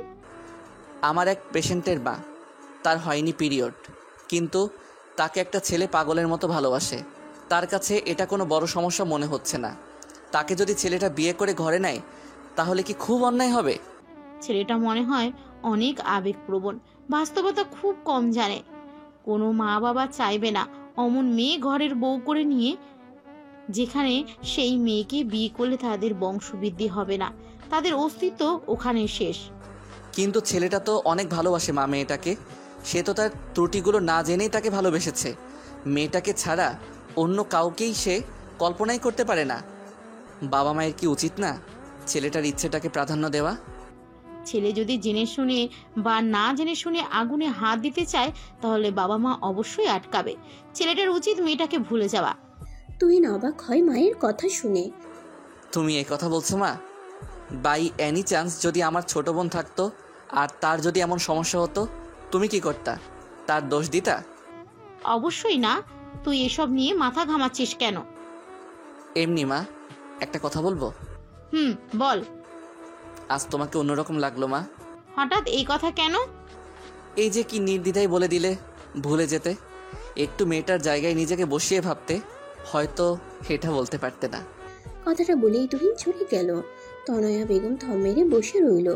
সত্যি কি সে বাস্তবতা বোঝাতে গিয়ে নিজের মেন্টালিটিকে ছোট করে ফেললো? নতুন একটা সকাল। সবার জীবনে নতুন নতুন কিছু মন নিয়ে আসে রাত পোহানোর পর এই সকাল। কিন্তু সেই সন্ধ্যায় ঘুমিয়েছে কাল। এখন ভোর 5টা বাজে। আজানের শব্দে ঘুম ভেঙে যায় তার। বিছানা থেকে উঠে উজু করে নামাজে দাঁড়ায়। মন ভালো করার এই তো একটা মেডিসিন। তার মনের সব কথা নির্দ্বিধায় যাকে বলতে পারে। মোনাজাতে রবের নিকট বুকের মধ্যে রাখা চাপা কথাগুলো বলে মনটাকে হালকা করলো। মোনাজাত শেষ করে রুম থেকে বের হতেই দেখে রান্নাঘর থেকে টুকটাক আওয়াজ ভেসে আসছে। মনোয়ারা বেগম রান্না করছেন। ইন্দু সেদিকে একবার চেয়ে গায়ে চাদরটা জড়িয়ে বাহিরে বেরিয়ে যায়। প্রায় মিনিট 20 মতো হাঁটাহাঁটি করে বাসায় ফিরে রেডি হয়ে খেয়ে দিয়ে স্বাভাবিকভাবে স্কুলে চলে যায়। মনোয়ারা বেগম অবাক হয় মেয়ের এমন স্বাভাবিক আচরণ দেখে। মেয়ে বের হলে ঘরের দরজা আটকে ইলিয়াসকে স্কুলে পৌঁছে দেওয়ার জন্য বেরিয়ে পড়ে। আসসালামু আলাইকুম আন্টি। মনোয়ারা বেগম ছেলেকে স্কুলে পৌঁছে দিয়ে বাজারের দিকটায় আসে কিছু সবজি কিনতে। হঠাৎ পরিচিত কণ্ঠ শুনে পেছন ঘুরে দেখে তুহিন। ছেলেটা তার দিকে এগিয়ে আসলো। চোখ মুখের হাল দেখে মনে হচ্ছে রাতে ঘুমায়নি। তুহিনের দিকে পলক্ষীন তাকিয়ে সালামের জবাব দিলেন মনোয়ারা বেগম। তুহিন তার শুষ্ক ওষ্ঠ জিহ্বা দিয়ে ভিজিয়ে নিয়ে বলে, আন্টি আপনি কি ফ্রি আছেন? আসলে আমি একটু আপনার সাথে কথা বলতে চাই। মনোয়ারা বেগম সবজির দোকান থেকে সবজি নিয়ে টাকা দিয়ে বলে, কি বলবে তুমি? আসলে আন্টি আমি ইন্দুর ব্যাপারে সবটা জানতে চাই। মনোয়ারা বেগম ঠুকুটি করে জিজ্ঞেস করেন, যা বলার তো ইন্দু বলেই দিয়েছে তোমায়, আর কি জানতে চাও? আন্টি ইন্দুর এত বড় একটা প্রবলেম, আপনারা ওর চিকিৎসা করাননি? তোমার কি মনে হয় আমরা চিকিৎসা করাইনি? ইন্দুর বাবা সব রকমের চিকিৎসাই ইন্দু করিয়েছে। ডক্টর কি বলছে আন্টি? আর ওর রিপোর্ট কি বলে? এটা ঠিক হবে না। ওর সব কিছুই মেয়েদের মতে স্বাভাবিক হলেও ও বাচ্চা নিতে অক্ষম। কিছু তো চিকিৎসা থাকবে আন্টি এটার। না, ইন্দুর ওই সমস্যার চিকিৎসা নেই। এটা পারিবারিকভাবেই হয়েছে। পারিবারিকভাবে এসেছে মানে? ইন্দুর একটা ফুপি ছিল, যা ইন্দুর মতোই সমস্যা ছিল। উনি কি এখন সুস্থ? আই মিন ওনার এই সমস্যা কি ঠিক হয়েছে? না, উনি 26 বছর বয়সে গাড়ি অ্যাক্সিডেন্টে মারা যান। তারও এই পিরিয়ড হতো না। আন্টি আপনি কি আমায় ইন্দুর মেডিকেল রিপোর্টগুলো দিতে পারবেন? তুমি রিপোর্ট নিয়ে কি করবে? দেখো তুহিন, এসব নিয়ে আর ঘাটাঘাটি করো না। এমনি আমার মেয়ে এখন নিজেকে ঠিক রেখেছে। বেশি ঘাটাঘাটি করলে ও একদম ভেঙে পড়বে। আন্টি ইন্দু জানবে না আমি শেষবারের মতো চেষ্টা করতে চাই। পারবে না তুহিন, শুধু শুধু সময় নষ্ট। বড় বড় ডক্টর ফিরিয়ে দিয়েছে ইন্দুকে, সেখানে এখন আশার আলো দেখার মানে মরিচিকার পেছনে দৌড়ানো। কথাটা বলে মনোয়ারা বেগম চলে যায়। তুহিন তার যাওয়ার পানে তাকিয়ে বলে, এভাবে আশা হারালে চলবে না, ভেঙে পড়লেও চলবে না। কথাটা বলে হসপিটালে চলে যায়। ডক্টর সুমনের কেবিনে এসে দরজা নক করে বলে, স্যার আসবো? ডক্টর সুমন এক পেশেন্টের রিপোর্ট দেখছিল। তুহিনের আওয়াজ শুনে বলে, হ্যাঁ আসো। তুহিন ভেতরে ঢুকে বলে, স্যার আপনাকে কাল যে বিষয় বললাম সেটা নিয়ে কথা বলতে চাই। সুমন রিপোর্ট থেকে চোখ সরিয়ে বলে, আমিও কিছু বলতে চাই। জি স্যার বলুন। তুমি বলছিলে মেয়েটার একেবারের জন্য পিরিয়ড হয়নি, তাই তো? হ্যাঁ। তুমি হয়তো জানো যে মহিলাদের পিরিয়ডের বয়স 14 থেকে 16 বছরের মধ্যে, কিন্তু যদি দেরি হয় তাহলে সে অ্যামেনোরিয়া আক্রান্ত। উদাহরণ দিয়ে বলি, এক বা একাধিক মাসিক না হওয়াকে অ্যামেনোরিয়া বলে সংজ্ঞায়িত করা হয়। 15 বছর বয়সের মধ্যে প্রথম পিরিয়ড না পেয়ে থাকলে তবে এটি প্রাথমিক অ্যামেনোরিয়ার হিসাবে পরিচিত। অন্যদিকে আগে পিরিয়ড হয়েছে এমন কারোর দ্বারা পরপর 3 বা তার বেশি পিরিয়ড না হওয়াকে সেকেন্ডারি অ্যামেনোরিয়া বলা হয়। এটি মূলত প্রজনন বয়সে মহিলাদের ঋতুস্রাব বাদ দেওয়া। যদিও কারণগুলি ব্যক্তিবিভেদে বিভিন্ন হয়, তবে সবচেয়ে সাধারণ কারণ হল হরমোনের ভারসাম্যহীনতা। এটি একটি চিকিৎসাযোগ্য অবস্থা এবং চিকিৎসার কারণের উপর নির্ভর করে। ঋতুস্রাবের জন্য দায়ী বা সম্পর্কিত অঙ্গ, হরমোন এবং গ্রন্থিগুলির পরিবর্তনের কারণে এটি ঘটে। অ্যামেনোরিয়ার চিকিৎসা অ্যামেনোরিয়ার ধরনের উপর নির্ভর করে, বয়সের উপর নির্ভর করে। প্রাথমিক অ্যামেনোরিয়ার চিকিৎসা সতর্কতার সাথে অপেক্ষা করা শুরু হতে পারে, বিশেষ করে যদি দেরিতে ঋতুস্রাবের পারিবারিক ইতিহাস থাকে, প্রজনন অঙ্গ বা যৌনাঙ্গের কোনো গঠনগত সমস্যা থাকলে সার্জারি করা যেতে পারে। তবে এটি স্বাভাবিক মাসিকের নিশ্চয়তা দেয় না। স্যার, পারিবারিক ইতিহাস আছে কিছুটা। যেমন? আমি যার কথা বলেছি তার ফুপুরও এমন প্রবলেম ছিল, তারও পিরিয়ড হতো না। তাহলে এটা ঠিক হওয়ার চান্স 0%। কেন স্যার? বিজ্ঞান তো অনেক দূর এগিয়ে গেছে, তাহলে এটার সলিউশন নেই কেন? বিজ্ঞানেরও কিছু নিয়মাবলী আছে। বিজ্ঞান মানে যে সেসব পারবে এটা কোনো কথা না। উপরেও একজন আছে যিনি সব পরিচালনা করে। মেয়েটা চাইলে বাচ্চা অ্যাডপ্ট করতে পারে। সার্জারি করলেও যে পিরিয়ড হবে তার নিশ্চয়তা নেই। এটার জন্য বেস্ট চিকিৎসা কেন্দ্র কোথায়? তুমি বিড়লা ফার্টিলিটি এবং IVF এ যাও এবং সেরা অ্যামেনোরিয়ার চিকিৎসার জন্য ডক্টর রচিতা মঞ্জালের সাথে একটি অ্যাপয়েন্টমেন্ট বুক করো। তবে মনে হয় না সলিউশন বের হবে। রঞ্জন এবং ডক্টর গায়াল বলেছেন যে প্রাথমিক অ্যামেনোরিয়ার প্রধান কারণগুলির মধ্যে রয়েছে পারিবারিক ইতিহাস, জেনেটিক সমস্যা এবং লাইফস্টাইল। অ্যামেনোরিয়া বা প্রাথমিক মেনোপজের পারিবারিক ইতিহাস, জেনেটিক বা ক্রোমোসোমাল ত্রুটি, এগুলো আপনার ডিম্বাশয়ের কার্যকারিতা এবং মাসিক চক্রকে প্রভাবিত করে। তবে তুমি গিয়ে দেখতে পারো। ধন্যবাদ স্যার, আসি তাহলে। তুহিন কেবিন থেকে বেরিয়ে সোজা ইন্দুর স্কুলের সামনে যায়। গেটের বাইরে দাঁড়িয়ে থাকে। ইন্দুর স্কুল ছুটি হতে এখনো 8 ঘন্টা বাকি। আচ্ছা, এই সমস্যায় যদি কোনো সলিউশন বের না হয় তখন কি হবে? তুহিন তো ইন্দুকে ছেড়ে থাকতে পারবে না। প্রায় 8 ঘন্টা পর ইন্দু স্কুল থেকে বের হয়। কোনো দিকে না তাকিয়ে সোজা বাসার দিকে হাঁটা ধরে। পেছন থেকে তুহিন ডেকে চলল ইন্দুকে, কিন্তু ইন্দু শুনল না। তুহিন দৌড়ে এসে ইন্দুর সামনে দাঁড়িয়ে বলে, সমস্যা কি তোমার? ডাকছি শুনছো না কেন? ইন্দু তুহিনের দিকে না তাকিয়ে পাশ কাটিয়ে চলে যেতে নিলে তুহিন সহসা ইন্দুর হাত টেনে ধরে। ইন্দু সামনের দিকে তাকিয়ে থেকেই বলে, হাত ছাড়ুন। তুহিন ইন্দুকে টেনে নিজের সামনে এনে দাঁড় করিয়ে বলে, হাত তো ছেড়ে দেওয়ার জন্য ধরিনি, এই যে শক্ত করে ধরে রেখেছি, কখনো ছুটবে না। ইন্দু চেষ্টা করলো তুহিনের থেকে নিজের হাত ছাড়ানোর, কিন্তু পারল না। ইন্দুর ধৈর্যের বাঁধ ভেঙে যাচ্ছে বারংবার। প্লিজ তুহিন, হাত ছাড়ুন আমার, আর দয়া করে আপনি আমার সামনে আসবেন না কখনো। হাতও ছাড়বো না, আর তোমার সামনে না এসেও থাকতে পারবো না, because I love you, I can live without you. Indu তুহিনের দিকে তাকালো। এখন এসব বলছেন? হাত ছাড়ুন, বাসায় যাব। ইন্দু, চলো আমরা বিয়ে করি। এবার ইন্দু তুহিনের হাতে শক্ত করে কামড় দিয়ে নিজের হাত ছাড়িয়ে নেয়। আপনার কি মজা লাগছে আমাকে কষ্ট দিয়ে তুহিন? তুহিন নিজের হাত ঝাঁকাতে ঝাঁকাতে বলে, কামড় দিলে তুমি ব্যথা পেলাম আমি, কষ্ট তোমার লাগবে কেন? আপনাকে বলেছি তো আমার বিষয়ে সব, তবু কেন এসব করছেন?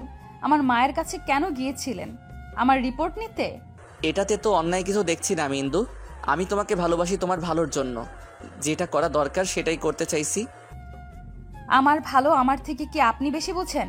যেখানে আমি আমার পরিবার ডক্টররা হাল ছেড়ে দিয়েছে, সেখানে আপনি কেন আমার পুরনো কাসুন্দি খাচ্ছেন? তুমি কি কষ্ট পেয়েছো ইন্দু? আচ্ছা, আমি আর এটা নিয়ে ঘাটবো না। তুই বিয়েতে রাজি হয়ে যাও, আমার বাচ্চার দরকার নেই, অ্যাডপ্ট করবো আমরা। আপনি এখনো আবেগের জোয়ারে ভাসছেন। আপনার মা কতটা কষ্ট পাবে ভেবেছেন আমায় বিয়ে করলে? তার কি দোষ? সে তো নিজের ছেলেকে এমন মেয়ের সাথে বিয়ে দেবে না।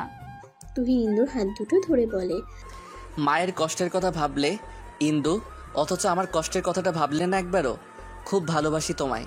ইন্দু ছলছল নয়নে তুহিনের দিকে তাকিয়ে বলে, আপনি সত্যিই ভালোবাসেন আমায়?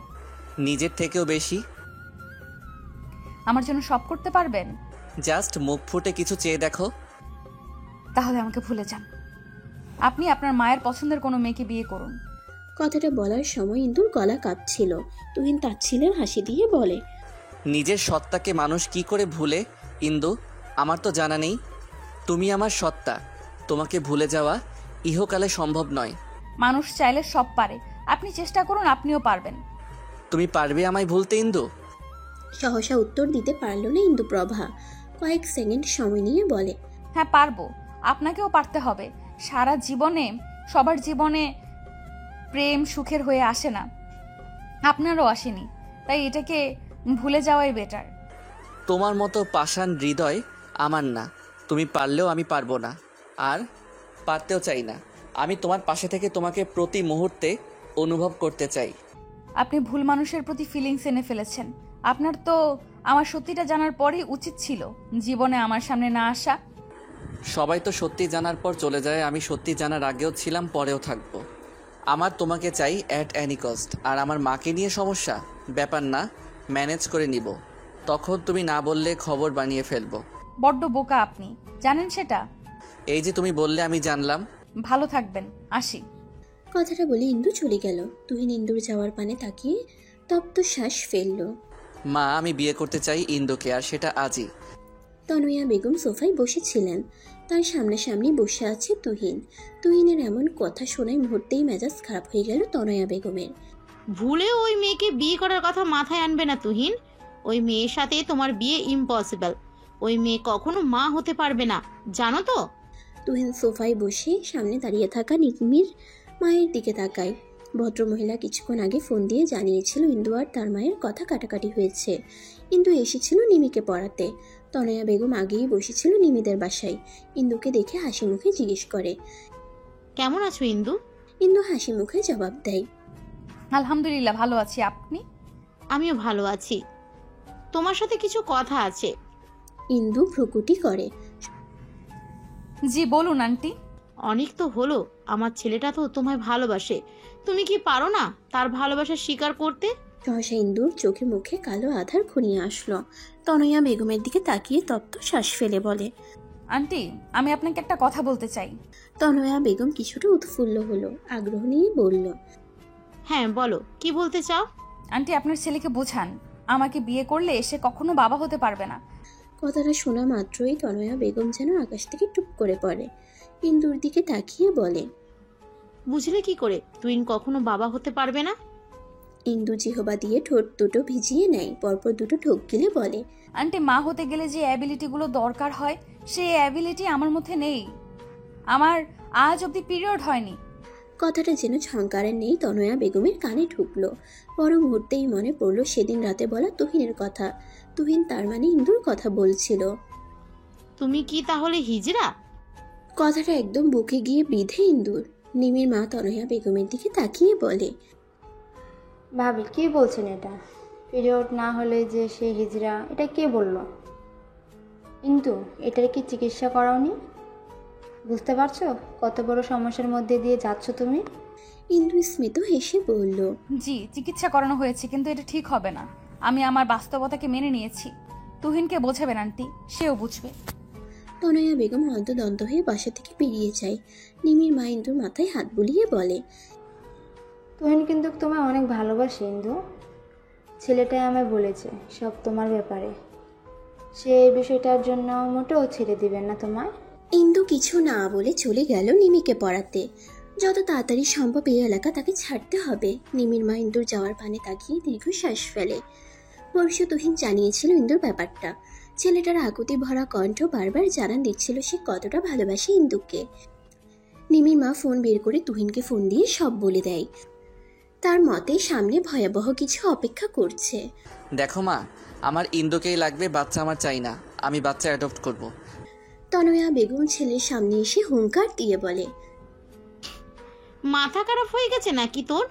ওই মেয়েকে তোর বিয়ে করতে হবে?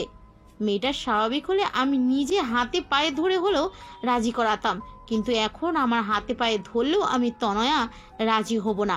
বেশ, রাজি হয়েও না, বাট আমার ইন্দুকেই চাই। তুই যদি ইন্দুকে বিয়ে করিস তাহলে আমার বাড়িতে তোর জায়গা নেই। আমরা একটা সমাজে বাস করি, আমাদের স্ট্যাটাস আছে একটা। সহসা বসা থেকে উঠে দাঁড়ালো তুহিন। বেশ, তবে তাই হোক। চলে যাব তোমার বাড়ি থেকে। আমি না খেয়ে থাকলে তোমার সমাজ স্ট্যাটাস আমায় প্লেটে ভাত বেড়ে দিয়ে যাবে না। সমাজের জন্য আমি আমার ইন্দুকে ছাড়তে পারবো না। তুই আবাগে ভেসে বেড়াচ্ছিস, কয়েকদিন গেলেই সব ঠিক হয়ে যাবে। ভুলে যা ইন্দুকে। ইহকালে পসিবল না মা। I can't live without she. মায়ের থেকে ওই মেয়ে তোর কাছে বড় হয়ে দাঁড়ালো? বেশ, যা, কিন্তু মনে রাখিস জীবনে আমায় তোর এই মুখ দেখাবি না। তুহিন অসহায় হয়ে পড়ল। নির্নিমেষ মায়ের দিকে তাকিয়ে বলল, তুই সত্যি ইন্দুকে মানবে না? সোসাইটি সমাজে বড় হয়ে দাঁড়ালো, ছেলের ইচ্ছের প্রাধান্য দিলে না। ছেলে চাওয়ার মতো কিছু চাইলে অবশ্যই দিতাম, কিন্তু না, সে অবুঝের মতো আগুন নিয়ে খেলতে চাইছে। ইন্দুকে বিয়ে করতে চাইলে আমার বাসায় জায়গা নেই। আচ্ছা বেশ, তুমি যখন আমার ভালোবাসা মানতে পারবে না, আমিও থাকবো না তোমার এই সোসাইটি সমাজে। ভালো থেকো। কথাটা বলে তুহিন বেরিয়ে আসতে নিলে পেছন থেকে নিমির মা আটকানোর চেষ্টা করে তুহিনকে, কিন্তু তুহিন শুনেনি। ইশারায় বলে গেছে তার মায়ের খেয়াল রাখতে সে শীঘ্রই ফিরবে। নিমির মা তনয়া বেগমের কাছে এসে বলে, ভাবি, ইন্দু তো মেয়েটা ভালো, ওর এই পরিস্থিতির জন্য তো ও দায়ী না। আপনি নিজ থেকেও তো ইন্দুকে পছন্দ করতেন, সামান্য একটা সত্যি শুনে এভাবে মুখ ফিরিয়ে নিলেন। তনয়া বেগম নিমির মায়ের দিকে তাকিয়ে থাকে, কিছুক্ষণ নীরব থেকে বলে, তোমার ছেলে এমন মেয়েকে বিয়ে করতে চাইলে তুমিও বাধা দিতে, যার পুড়ে সেই বুঝে জ্বালা। কথাটা বলে তনয়া বেগম চলে যায়। নিমির মা তপ্ত শ্বাস ফেলে নিজের বাড়ি চলে যায়। রাত বাজে 9:24। এই হালকা শীতের মাঝেও আচমকা ঝড়ের আওয়াজটা ঠিক হজম হলো না ইন্দুর। কি প্রবল বাতাস বইছে। হঠাৎ হাতে থাকা মুঠো ফোনটা বেজে উঠেই সামনে এনে দেখে তুহিনের নম্বর জলজল করছে। ধরল না, পরপর দুবার কেটে যাওয়ায় আবার বেজে উঠল ফোন। ইন্দু রিসিভ করলো ফোন। হ্যালো বলার আগেই ওপাশ থেকে তুহিন বলে উঠল, আমি সব ছেড়ে ছুড়ে চলে এসেছি। আমি বিয়ে করতে চাই তোমায়। কথাটা কর্ণকুহর হতেই বিস্মিত হয় ইন্দু। আপনি সব ছেড়ে ছুড়ে চলে এসেছেন মানে? আমি বাসা ছেড়ে চলে এসেছি। আপনি বাসা কেন ছেড়েছেন? আমি কি ছেড়ে আসতে বলেছি? তোমাকে পাবার জন্য ছেড়েছি। মানে? মানে মা আমার ভালোবাসার পূর্ণতা দিতে চাচ্ছিল না, তাই চলে এসেছি।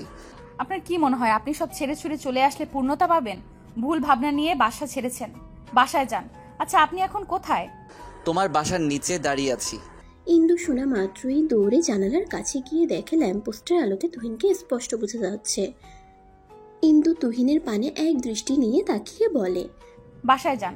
দেখছেন আকাশের অবস্থা ভালো না, ঝড় আসবে। না, বাসায় ফেরা অসম্ভব। তাহলে কি সারা রাত দাঁড়িয়ে কাটাবেন? হ্যাঁ, তুমি বললে দাঁড়িয়ে থাকবো। দেখেন বাড়াবাড়ি করবেন না, বাসায় যান, রাখি। কথাটা বলে ইন্দু ফোন কেটে দিল। মনোয়ারা বেগম ইন্দুকে ডিনার করার জন্য ডাক দিল। ইন্দু তুহিনের কথা মাথা থেকে ছেড়ে ফেলে দিয়ে খাবার খেতে দিল। খাবার খেয়ে দিয়ে রুমে এসে ঘুমিয়ে পড়ে। বাহিরে ভারী বৃষ্টি হচ্ছে। কেউ একজন এক দৃষ্টিতে কারো জানালার দিকে তাকিয়ে আছে সেটা দেখলো না। হঠাৎ মাঝরাতে রুমে দরজার টোকা দেওয়ার শব্দে ঘুম ভেঙে যায় ইন্দুর। ইন্দু আড়মোড়া ভেঙে বিছানা থেকে নেমে দরজা খুলে দেখে তার মা। এত রাতে মাকে দেখে অবাক হয় ইন্দু। ইন্দু কিছু বলার আগেই মনোয়ারা বেগম ইন্দুর হাত টেনে নিয়ে জানালার পাশে দাঁড় করিয়ে বলে, ছেলেটাকে আর কত কষ্ট দিবি তুই? সেই কখন থেকে বৃষ্টিতে দাঁড়িয়ে ভিজছে। সে যদি তোমার সব মেনে নিয়ে সংসার করতে চায় তাহলে তোমার আপত্তি কোথায়? কিন্তু ভাবতে পারেনি তুহিন এই বৃষ্টিতে দাঁড়িয়ে ভিজবে। সে ভেবেছিল বৃষ্টি নামলে তুহিন চলে যাবে, কিন্তু ছেলেটা এভাবে কতক্ষণ ধরে ভিজছে, জ্বর আসবে তো। ইন্দু রুম থেকে ছাতা নিয়ে দৌড়ে বেরিয়ে গেল। তুহিনের সামনে দাঁড়িয়ে বলে, আপনি কি পাগল তুহিন? বৃষ্টিতে কেন ভিজছেন? তুহিনের সারা শরীর কাঁপছে, মুখে লেগে আছে মৃদু হাসি। ইন্দুর দিকে তাকিয়ে বলে, আমি তো কবে থেকেই তোমার প্রেমে পাগল হয়েছি। পাগলটাকে ভরসা করে পাগলটার হাত ধরুন। ট্রাস্ট মি, সব সুখ আপনার পায়ের কাছে এনে দিব। আমি পাগল হয়ে যাব আপনাকে এই একটা কথা বলতে বলতে। আপনি আমাকে গ্রহণ করলে জীবনেও সুখী হতে পারবেন না তুহিন। আমার সুখ কিসে হবে? আমার থেকে বুঝি তুমি বেশি জানো। আচ্ছা ইন্দু, তোমার হৃদয় এত পাষাণ কেন? একটা ছেলে তোমার ভালোবাসা পাবার জন্য মরিয়া হয়ে গেছে, আর তুমি বারংবার তাকে ফিরিয়ে দিচ্ছ। আচ্ছা, এই আমি যদি তোমার ভালোবাসা না পেয়ে পৃথিবী ত্যাগ করি, মায়া হবে না আমার জন্য? সহসা ইন্দু বুক কেঁপে উঠল। তুহিনের দিকে তাকিয়ে বলে, আজে বাজে কথা কেন বলছেন? পৃথিবী ছেড়ে কেন যাবেন? এই যে তোমার ভালোবাসা না পাওয়ার এক মরণ ব্যাধি অসুখ নিয়ে কষ্ট পাবে তখন। কি সব কথা বলছেন? তখন থেকে চুপ করবেন? দেখছেন আপনি শীতে কিভাবে কাঁপছেন? বাসায় চলুন, জামা কাপড় বদলে নেবেন। না, যাব না বাসায়। আমার বাসায় চলুন। না, কোনো বাসায় যাব না। এভাবেই এই বৃষ্টিতে দাঁড়িয়ে থাকবো। জ্বর বেঁধে মরণ হোক ঢের ভালো এমন জীবনের থেকে। আপনি মরলে কেউ একজন কষ্ট পাবে। আন মনে কথাটা বলে ফেলে ইন্দু। তুহিন শুনে ফের বলে, কে কষ্ট পাবে আমার মৃত্যুতে? ইন্দু তুহিনের হাত ধরে। হাত গরম, লোকটার জ্বর এসেছে। ইন্দু হাত টেনে বাসার ভেতরে নিয়ে যেতে যেতে বলে, আছে একজন যার হৃদয় পুড়ে আপনার জন্য। জ্বর এসেছে শরীরে, তাই আজে বাজে কথা বলছেন। মেডিসিন খেতে হবে। তুহিন দাঁড়িয়ে যায়, ভাবান্তর হয়ে বলে, আচ্ছা, সেই একজন কি ইন্দু প্রভা? হয়তো। চলুন এবার। কথাটা বলে টেনে নিয়ে যায় ইন্দু তুহিনকে। মা, ওনার তো জ্বরে গা পুড়ে যাচ্ছে। এই মধ্যরাতে ডক্টর পাবো কোথায়? মনোয়ারা বেগম ইন্দুর দরজার কাছে দাঁড়িয়েছিল। ইন্দুর কথা কর্ণকুহর হতেই এগিয়ে এসে তুহিনের কপালে হাত রাখে। আসলে এই ছেলেটার শরীরে অনেক জ্বর। এই মধ্যরাতে ডক্টর পাওয়া সম্ভব নয়। বাইরে যে বৃষ্টি হচ্ছে, উপায় অন্তর না দেখে কিচেনে ছুটল। ছোট বাটিতে পানি আর একটা ছোট কাপড় এনে ইন্দুর সামনে ধরে বলে, আপাতত মাথায় জলপট্টি দাও, আমি কিচেনে যাচ্ছি, স্যুপ বানিয়ে আনছি, ঘরে মেডিসিন আছে, সেটা খাইয়ে দিলে কিছুটা কমে যাবে। ইন্দু মাথা নাড়িয়ে হ্যাঁ জানালে মনোয়ারা বেগম কিচেনে চলে যায়। ইন্দু কাপড়টা জলে ভিজিয়ে তুহিনের মাথায় দিতেই তুহিন কেঁপে ওঠে। রুমে এনে ইন্দু তার বাবার লুঙ্গি আর একটা টি শার্ট তুহিনকে পরতে দিয়েছিল। তখন অবশ্য হুঁশে ছিল, কিন্তু এখন জ্বর তাকে পুরোপুরি কাবু করে ফেলেছে। লোকটার এই অবস্থার জন্য অবশ্যই ইন্দু দায়ী। জলপট্টি দেওয়ার মাঝে হঠাৎ ইন্দু খেয়াল করলো তুহিন কিছু বলছে বিড়বিড় করে, ঠিক মতো শোনা যাচ্ছে না। কথাগুলো স্পষ্ট শোনার জন্য তুহিনের মুখের কাছে তার কান এগিয়ে নিল। সহসা তুহিন জড়িয়ে ধরল ইন্দুকে। এই প্রথম কোনো ছেলের সংস্পর্শে গেল ইন্দু। মনের মধ্যে ভয় কাজ করছে। তুহিন খুব শক্তপোক্তভাবেই জড়িয়ে ধরেছে, আর এমনভাবে বেকায়দায় আছে ইন্দু যে নিজের শক্তিও খাটাতে পারছে না। বারবার দরজার দিকে তাকিয়ে দেখে তার মা আসছে কিনা। তার মা তাকে এই অবস্থায় দেখলে কি ভাববে সেটা মনে হতেই এবার নিজের হাত পা ছুঁয়ে কান্না করতে ইচ্ছে করছে। ইন্দু তুহিনের গালে হাত রেখে বলে, তুহিন শুনতে পারছেন? তুহিন চোখ বন্ধ রেখেই কপাল কুঁচকে জানান দেয় সে শুনতে পারছে। ইন্দু তপ্ত শ্বাস ফেলল। তার মানে লোকটা সজ্ঞানে আছে। একটু হাতটা ঢিলে করুন, আমি উঠবো। তুহিন হাত ঢিলে করলো না, আরো চেপে ধরলো যাতে ইন্দু কোনো মতেই যেতে না পারে। আরে কি হলো? আমি হাত ঢিলে করতে বলেছি, আপনি আরো চেপে ধরলেন কেন? তুহিন এবার বিরক্ত বোধ করলো। এই ইন্দুপ্রভা এমন বিরক্ত কেন করছো? ও আমার ইন্দুপ্রভা, ওকে আমি জড়িয়ে ধরেছি, তুমি ছেড়ে দিতে বলার কে? আশ্চর্য, আপনি আমায় ধরে রেখেছেন আর আমি বলবো না? প্লিজ ছাড়েন। আপনি অসুস্থ, মা আপনার জন্য স্যুপ বানাতে গেছে, চলে আসলো বলে। এখন যদি এই অবস্থায় আমাকে দেখে কিভাবে, বুঝতে পারছেন? না ছেড়ে দিলেই ইন্দুর প্রভা হারিয়ে যাবে, জানো ইন্দু? ইন্দু না আমাকে ভালোবাসে না, আমি অনেক ভালোবাসি তাকে। তার কি উচিত নয় আমার ভালোবাসা গ্রহণ করা? তুহিনের এমন বাচ্চামো কথা শুনে নৈশব্দে হেসে দিল ইন্দু। আচ্ছা ছেড়ে দিন, ইন্দু আপনাকে ছেড়ে কোথাও যাবে না, আর সেও আপনাকে ভালোবাসে। তার উচিত আপনার ভালোবাসা গ্রহণ করা। কথাটা তুহিনের কান অবধি গেল কিনা তা জানা নেই, কিন্তু তুহিনের মুখে এক চিলতে হাসি ফুটে উঠল। সাথে সাথে হাতের বাঁধন হালকা হলো। ইন্দু হাফ ছাড়লো, আর একটু হলে হার্ট অ্যাটাক করিয়ে ছাড়তো এই ছেলে। মনোয়ারা বেগম স্যুপ এনে ইন্দুর সামনে রেখে বলে, খাইয়ে দাও, একটু আমি মেডিসিন আনছি। মাও তো শুয়ে আছে, খাওয়াবো কিভাবে? ডেকে ওঠাও। মনোয়ারা বেগম চলে যেতেই ইন্দু আবার তুহিনের গালে হাত দিয়ে বলে, তুহিন একটু কষ্ট করে উঠুন না, কিছু খেয়ে মেডিসিন খেতে হবে। তুহিনের কানে গেল না কথাটা। ইন্দু আলতো করে তুহিনের গালে থাপ্পড় দেয়। তুহিন নড়ে চড়ে উঠে। ইন্দু তুহিনের মাথার নিচ থেকে বালিশটা নিয়ে খাটের সাথে হেলান দিয়ে রেখে বলে, একটু উঠে বসুন। তুহিন পিটপিট করে চোখ মেলে তাকায়। ইন্দু স্মিত হেসে বলে, কি হলো, উঠুন, খেতে হবে তো নাকি? তুহিন পাশে তাকিয়ে দেখে সুপের বাটি। নাক মুখ কুচকে ফেলে। নাক মুখ কুচকে লাভ নেই, খেতে হবে এটা। তুহিন অন্যদিকে মুখ ঘুরিয়ে বলে, খাবো না আমি, আপনি খান।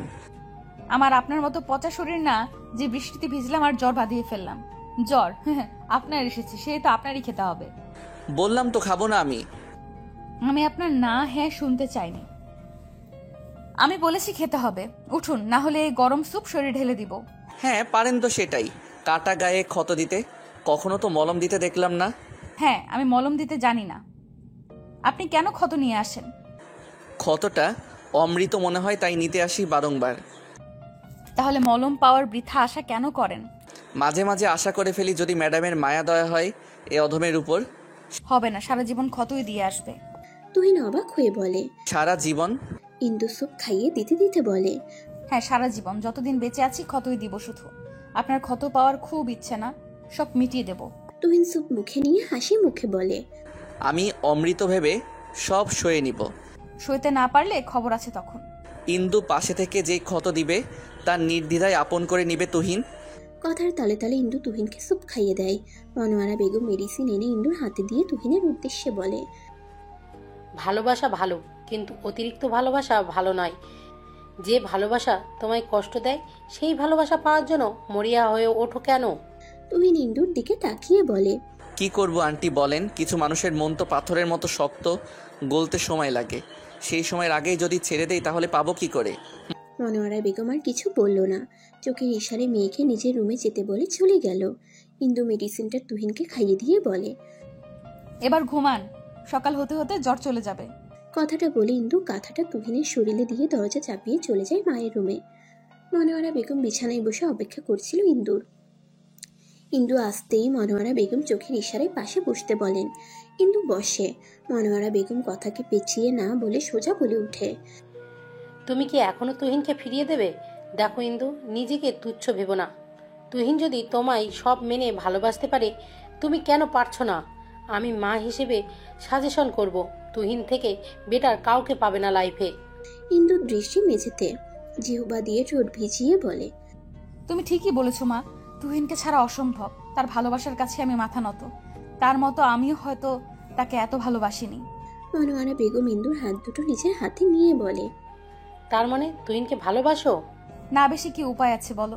যেভাবে ভালোবাসি ভালোবাসি বলে মাথা খেয়ে ফেলতো, প্রতিদিন বাসায় টু স্কুল অবধি পেছন পেছন যেত, না চাইতেও বেশি ফেলেছি ভালো। ছেলেটাকে আর কষ্ট দিও না, বলে দিও নিজের মনের কথা। কিন্তু মা, তুহিনের আম্মু তো আমায় মেনে নিবে না। চিন্তা করো না, দুজনে মিলে ঠিকই মানিয়ে নেবে তাকে। মা তো রেগে বেশি দিন থাকতে পারবে না। আন্টি যতদিন রাজি হবে না ততদিন আমি বিয়ে করব না তুহিনকে। আচ্ছা বেশ, তবে তুহিনকে কষ্ট দিও না। ছেলেটা তোমার জন্য বাড়ি ছেড়ে চলে এসেছে। এখন তুমিও যদি তাকে না বোঝো তাহলে কে বুঝবে তাকে? রাত তো অনেক হলো, ঘুমানো উচিত এখন। মনোয়ারা বেগম বলে মা মেয়ে ঘুমিয়ে পড়ল। সকাল সকাল মাথায় হাত দিয়ে বসে আছে তুহিন। মাথাটা ব্যথা করছে। কাল রাতের সব কথাই তার মনে আছে। ইন্দু কফি হাতে করে রুমে প্রবেশ করে। কফিটা তুহিনের সামনে ধরে বলে, কফিটা খেয়ে নিন, মাথা ব্যথাটা কমে যাবে। তুহিন কফির মগটা হাতে নিয়ে মুখে চুমুক দিতেই ইন্দু বলে উঠে, কিছু কথা বলার ছিল। বলো শুনছি। আপনার মা তো আমাকে মেনে নিবে না। হ্যাঁ জানি, তবে একদিন ঠিক মেনে নিবে। কিন্তু আমি আপনার মায়ের দোয়া না নিয়ে বিয়ে করতে পারবো না। কথাটা কর্ণকুহর হতেই মুখ থেকে কফি ছিটকে পড়ে যায় তুহিনের। ভীষণ খাই। ইন্দু তুহিনের মাথায় আস্তে করে থাপ্পড় দিয়ে বলে, আস্তে খাবেন তো? তুহিন অবাক হয়ে বলে, তুমি আমায় বিয়ে করতে রাজি? যদি আপনার মাকে রাজি করাতে পারেন তবেই আমি রাজি। মুহূর্তেই তুহিনের মুখ চুপসে গেল। একে ওকে রাজি করাতে করাতেই তো যৌবন অর্ধেকের বেশি পেরিয়ে গেল। তুহিনকে চুপ থাকতে দেখে ইন্দু বলে উঠল, কি হলো, পারবেন না রাজি করাতে? পারতে হবে, আমি মাকে রাজি করাবো। আচ্ছা, তাহলে আমার আপত্তি নেই। আচ্ছা, হঠাৎ করে তোমার সুবুদ্ধি উদয় হলো কোথা থেকে? মানে? না মানে এই যে রাজি হয়ে গেলে বিয়ে করতে। তার মানে রাজি না হওয়াই ভালো ছিল? আচ্ছা বেশ, আপনাকে আমি বিয়ে করব না। এই না না না, আমি ওভাবে বলিনি, প্লিজ মত পাল্টিও না। আচ্ছা শুনুন, ফ্রেশ হয়ে নিন। হসপিটালে যাবেন না? হ্যাঁ যাব। বাসায় যাবেন কবে? কয়েকদিন পর যাব। আপাতত আমার ফ্ল্যাটে গিয়ে উঠবো। ইন্দু কতক্ষণ চুপ থেকে বলে, আচ্ছা তাহলে উঠুন, একসাথে বের হই। আর আপনার জামা কাপড় ভেজা, ওই যে প্যাকেটে আপনার জন্য টি শার্ট আর প্যান্ট আছে, ওগুলো পরে রেডি হবেন। তুহিন প্যাকেটটা হাতে নিয়ে বলে, এগুলো কই পেলে? মার্কেট থেকে এনেছি। বাহ, বিয়ের আগে আমাকে শপিং করে দিচ্ছ। বাজে কথা না বলে রেডি হয়ে আসুন। হ্যাঁ আসছি। হ্যালো মা। ফোন দিয়েছিস কেন? তুহিন ভেবেছিল তার মা হয়তো জিজ্ঞেস করবে কেমন আছিস, কিন্তু উল্টো এটা বলবে ভাবতে পারেনি। তপ্ত শ্বাস ফেললে বলল, কেমন আছো? সেটা তোর না জানলেও হবে। এখনো এভাবে কথা বলবে? ইন্দুকে মেনে নিলে কি এমন ক্ষতি হবে? আমি বলেছি তো ওকে মানবো না। বারবার ফোন দিয়ে কথা কেন বলিস? বাই এনি চান্স ধরো আমি মরে গেলাম, তখন তোমার এই সমাজ স্ট্যাটাস কি তোমায় দেখে রাখবে? চড়িয়ে গাল লাল করে দিব। ইন্দুকে মেনে নাও, মেয়েটা তোমার দোয়া ছাড়া আমাকে বিয়ে করবে না। না, মানবো না, রাখ ফোন। তনয়া বেগম ফোন কেটে দেয়। আজ 3 দিন হলো তুহিন তনয়া বেগমকে রাজি করানোর চেষ্টা করছে, কিন্তু তিনি তার কথার হেরফের করছেন না। নিজের মাথার চুল এখন নিজেরই টেনে ছিঁড়তে ইচ্ছে করছে। নিজেকে আয়নায় একবার দেখে হসপিটাল থেকে বেরিয়ে গেল। তার মা রাজি হবে না বুঝে গেছে তুহিন। এখন ইন্দুকেও সেটা বুঝতে হবে। ইন্দুর স্কুলের সামনে গিয়ে দাঁড়িয়ে থাকে তুহিন। স্কুল ছুটি শেষে ইন্দু স্কুল থেকে বেরিয়ে এসে সামনে তুহিনকে দেখে মুখে হাসি ফুটে ওঠে। এগিয়ে যায় তুহিনের দিকে। তুহিন ইন্দুর হাত ধরে হাঁটতে হাঁটতে বলে, আজকালকার মানুষগুলো কেমন জানো? ইন্দু তুহিনের দিকে তাকিয়ে বলে, কেমন? এই যে তারা 1000 টাকা হারিয়ে গেলে 100 বছর পরও আফসোস করবে, কিন্তু একটা মানুষ জীবন থেকে হারিয়ে গেলে আফসোস করবে না, সময়ের সাথে সাথে ভুলে যাবে। তুমিও কি তাদের দলের মাঝে? চুপ করেন তো, শুধু বাজে কথা বলেন। তুহিন বেশ খানিকটা সময় চুপ থেকে আবার বলে, ইন্দু শুনো। শোনান, শুনছি। মা রাজি হচ্ছে না। সহসা ইন্দুর পা থেমে গেল। ছেড়ে চলে যাবে না মাই? তুহিন ইন্দুর গালে হাত দিয়ে বলে, না চলো বিয়ে করি। মায়ের মানতে সময় লাগবে, কিন্তু ঠিক মেনে নিবে। কিন্তু? কোনো কিন্তু নয়, আমি কালই তোমায় বিয়ে করবো, আর আন্টি তো আছেই। মায়ের সাথে কথা বলবেন না? আমি আসার আগে আন্টিকে বলে দিচ্ছি আমরা এখন শপিং করতে যাব, কাল কোর্টে গিয়ে বিয়ে করব। ভুল করছি না আমরা? এখানে ভুল কোথায় করলাম? আচ্ছা চলুন। ইন্দু আর তুহিন শপিং মলের সামনে এসে ইন্দুর জন্য একটা লাল টকটকে বেনারসি আর নিজের জন্য একটা সাদা পাঞ্জাবি কিনে নিল। খুবই সিম্পল ভাবে বিয়ে করবে সে। সাথে টুকটাক জুয়েলারি কিনে চলে আসলো। ইন্দুকে তার বাসায় দিয়ে ইন্দুর মায়ের সাথে টুকটাক কথা বলে চলে গেল। ইন্দুর মা মনোয়ারা বেগম খুব খুশি। কাল মেয়ের বিয়ে। তুহিন আগে থেকেই বলে রেখেছিল তার ছোট্ট মেয়েটার কাল বিয়ে হয়ে যাবে, বাসাটা ফাঁকা ফাঁকা লাগবে। কথাটা ভেবে একটু খারাপ লাগলেও সেটা সে গ্রাহ্য করলো না। বেনারসি শাড়িটা মেয়ের শরীরে মেনে ধরলেন। ইন্দু লজ্জা পেল। ইলিয়াস মা আর বোনের কার্যকলাপ দেখছে। ছোট্ট মন এইটুকু বুঝলো কাল তার বোনের বিয়ে। ইন্দুদের তেমন আত্মীয় স্বজন নেই বললেই চলে। বাবা মারা যাওয়ার পর সবার থেকে দূরত্ব বেড়েছে। নিজের এলাকা ছেড়ে এখানে এসে থেকেছে। যা আয়োজন করার তাকে একা হাতেই করতে হবে। এর মধ্যে হঠাৎ ফোন বেজে ওঠে ইন্দুর। ফোনটা হাতে নিয়ে দেখে স্মৃতি ফোন দিয়েছে। রিসিভ করে কান নিতেই ওপাশ থেকে স্মৃতি উৎফুল্ল নিয়ে বলল, কংগ্রেস ইন্দু, শাদি মোবারক হো। অবশেষে বিয়ে করতে রাজি হলি। তুহিন ভাইয়া না বললে মনে হয় বলতি না যে তুই কালকে বিয়ে করতে যাচ্ছিস। আমি নিজেও জানতাম না, স্কুল থেকে ফেরার পরে তুহিন বলেছে। আমি তোকে ফোন করে বলতামই। হয়েছে, থাক, শাক দিয়ে মাছ ঢাকতে লাগবে না। কাল তাড়াতাড়ি আসবি। তোর বলার অপেক্ষা কি আছে? রাত এখন বেশি না হলে আমি এখনই ছুটে আসতাম। পাগলি মেয়ে। হ্যাঁ রাখি, কাল সকাল সকাল চলে আসবো। কিরে, তুই আন্টির অনুমতি না নিয়ে বিয়ে করতে যাচ্ছিস? হঠাৎ সাগর আর নীলাকে নিজের কেবিনে দেখে ভ্রুকুটি করে ফেলে তুহিন। ফাইলটা সাইডে রেখে বলে, কে বললো অনুমতি নেইনি? আমি বলেছি, কিন্তু মা রাজি হয়নি, তাই একাই বিয়ে করার সিদ্ধান্ত নিয়েছি। দেখেছিস সাগর, মেয়েটা কি রকম ব্রেন ওয়াশ করেছে তুহিনের। Just shut up. ও কেন আমার ব্রেন ওয়াশ করাবে? তুহিনের ধমক শুনে সাগর বলে, আস্তে কথা বল, বিয়ে করছিস ভালো কথা, আন্টি কিন্তু বিষয়টা ভালোভাবে নিচ্ছে না। এমনি ইন্দুকে সহ্য করতে পারছে না, তার উপর এভাবে বিয়ে করলে আরও রেগে যাবে। প্যারা নিস না, বিয়ের পর আমি আর ইন্দু মায়ের সব রাগ ভেঙে দিব। যা ভালো বুঝিস তা কাল কখন যেতে হবে সাক্ষী হিসেবে? দুপুরের দিকে। বিয়ে করতে যাচ্ছিস, ট্রিট তো পাই আমরা। হ্যাঁ দিব, বিয়ের পর একবেলা বউয়ের হাতে রান্না খেতে দিব। এবার কি করবেন ভাবি? তুহিন তো ইন্দুকে কাল বিয়ে করবে। আপনি কি পারতেন না মেয়েটাকে মেনে নিতে? ছেলের সুখের জন্য তো বাবা মা কত কিছু করে। জেনে শুনে কি করে মেনে নিব ইন্দুকে? তুমি বলো নিমির মা। মেয়েটা তো আগে থেকে বলে দিল। সে চাইলে তো বিষয়টা লুকিয়ে রাখতে পারতো। কই রাখছে নাকি? আপনিই বলেন। সে তো তুহিনকে বুঝালো, আপনার ছেলেও তো বুঝলো না। আপনি ইচ্ছে করে আপনার আর ছেলের মাঝে দূরত্ব ক্রিয়েট করেছেন। আমি কি করব তাহলে?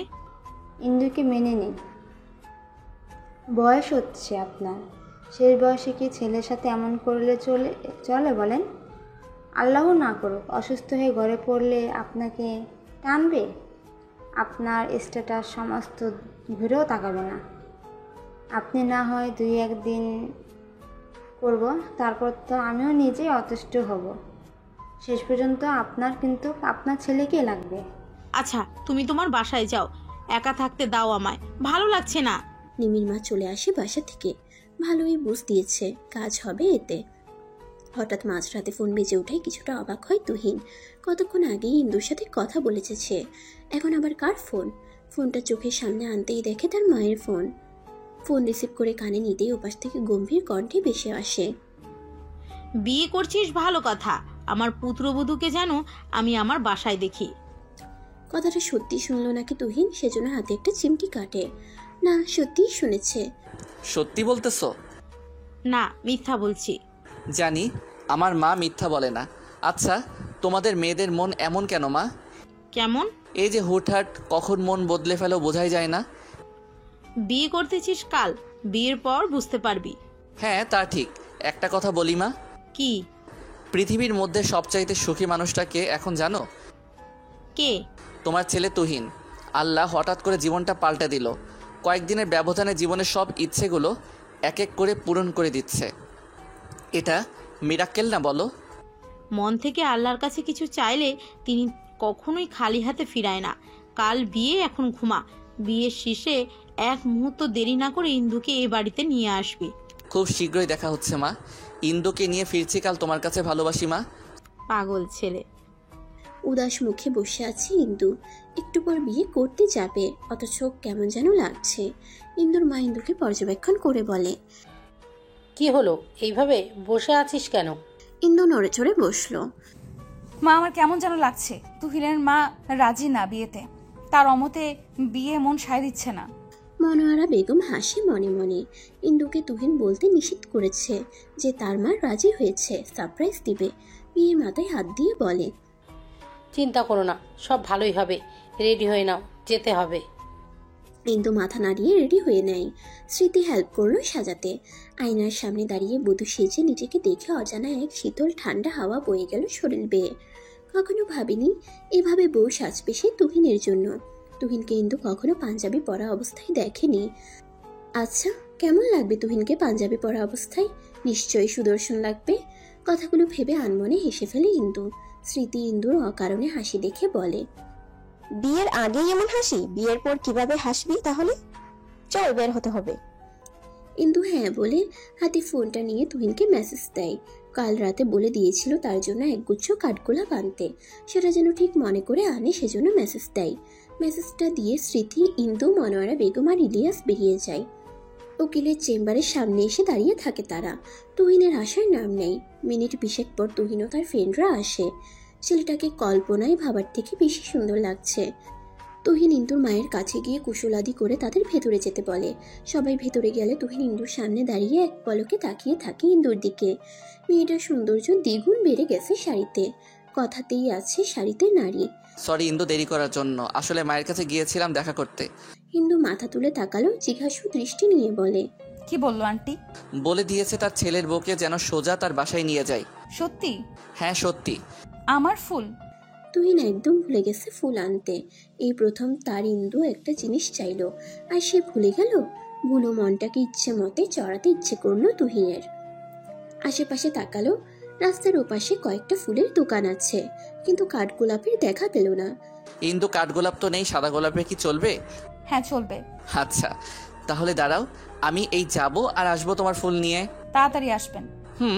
কথাটা বলে তুহিন রাস্তার ওপাশে যায়, এক গুচ্ছ সাদা গোলাপ নিয়ে টাকা দেয় দোকানদারকে। এর মধ্যে এক পিচ্চি এসে বলে, ভাইয়া আমার ফুলগুলো নেন, বেশি দাম না, মাত্র 50 টাকা। তুহিন দেখলো ছেলেটার কাছে 5টার মতন লাল গোলাপ। কিছু একটা ভেবে ফুলগুলো নিয়ে 200 টাকার নোট ধরিয়ে দিয়ে বলে, বাকি টাকা লাগবে না, তোমার কাছে রেখে দাও। আমার আর তোমার ওই যে আপুটার জন্য দোয়া করবে, আজ আমাদের বিয়ে। ছেলেটা মাথা নাড়িয়ে চলে যায়। ইন্দু দাঁড়িয়ে থাকতে থাকতে বিরক্ত হলো। রোডের এপাশ থেকে হাত নাড়িয়ে বলে, আর কতক্ষণ? তুহিন ফুল দেখিয়ে বলে, হয়ে গেছে, আসছি আমি। অনেকগুলো ফুল এনে তার প্রিয় তোমার হাতে দিয়ে বলল, আমি তোমাকে অনেক ভালোবাসি। এখন তাদের বিয়েটাও হয়ে গিয়েছে, তাদের সুখেরও সংসার হয়েছে, তারা অনেক সুখে আছে, তাদের জন্য দোয়া করবেন। তো গল্পটা এখানেই শেষ। নেক্সট গল্পতে আপনাদের সাথে দেখা হচ্ছে। সবাই ভালো থাকবেন। আল্লাহ হাফেজ।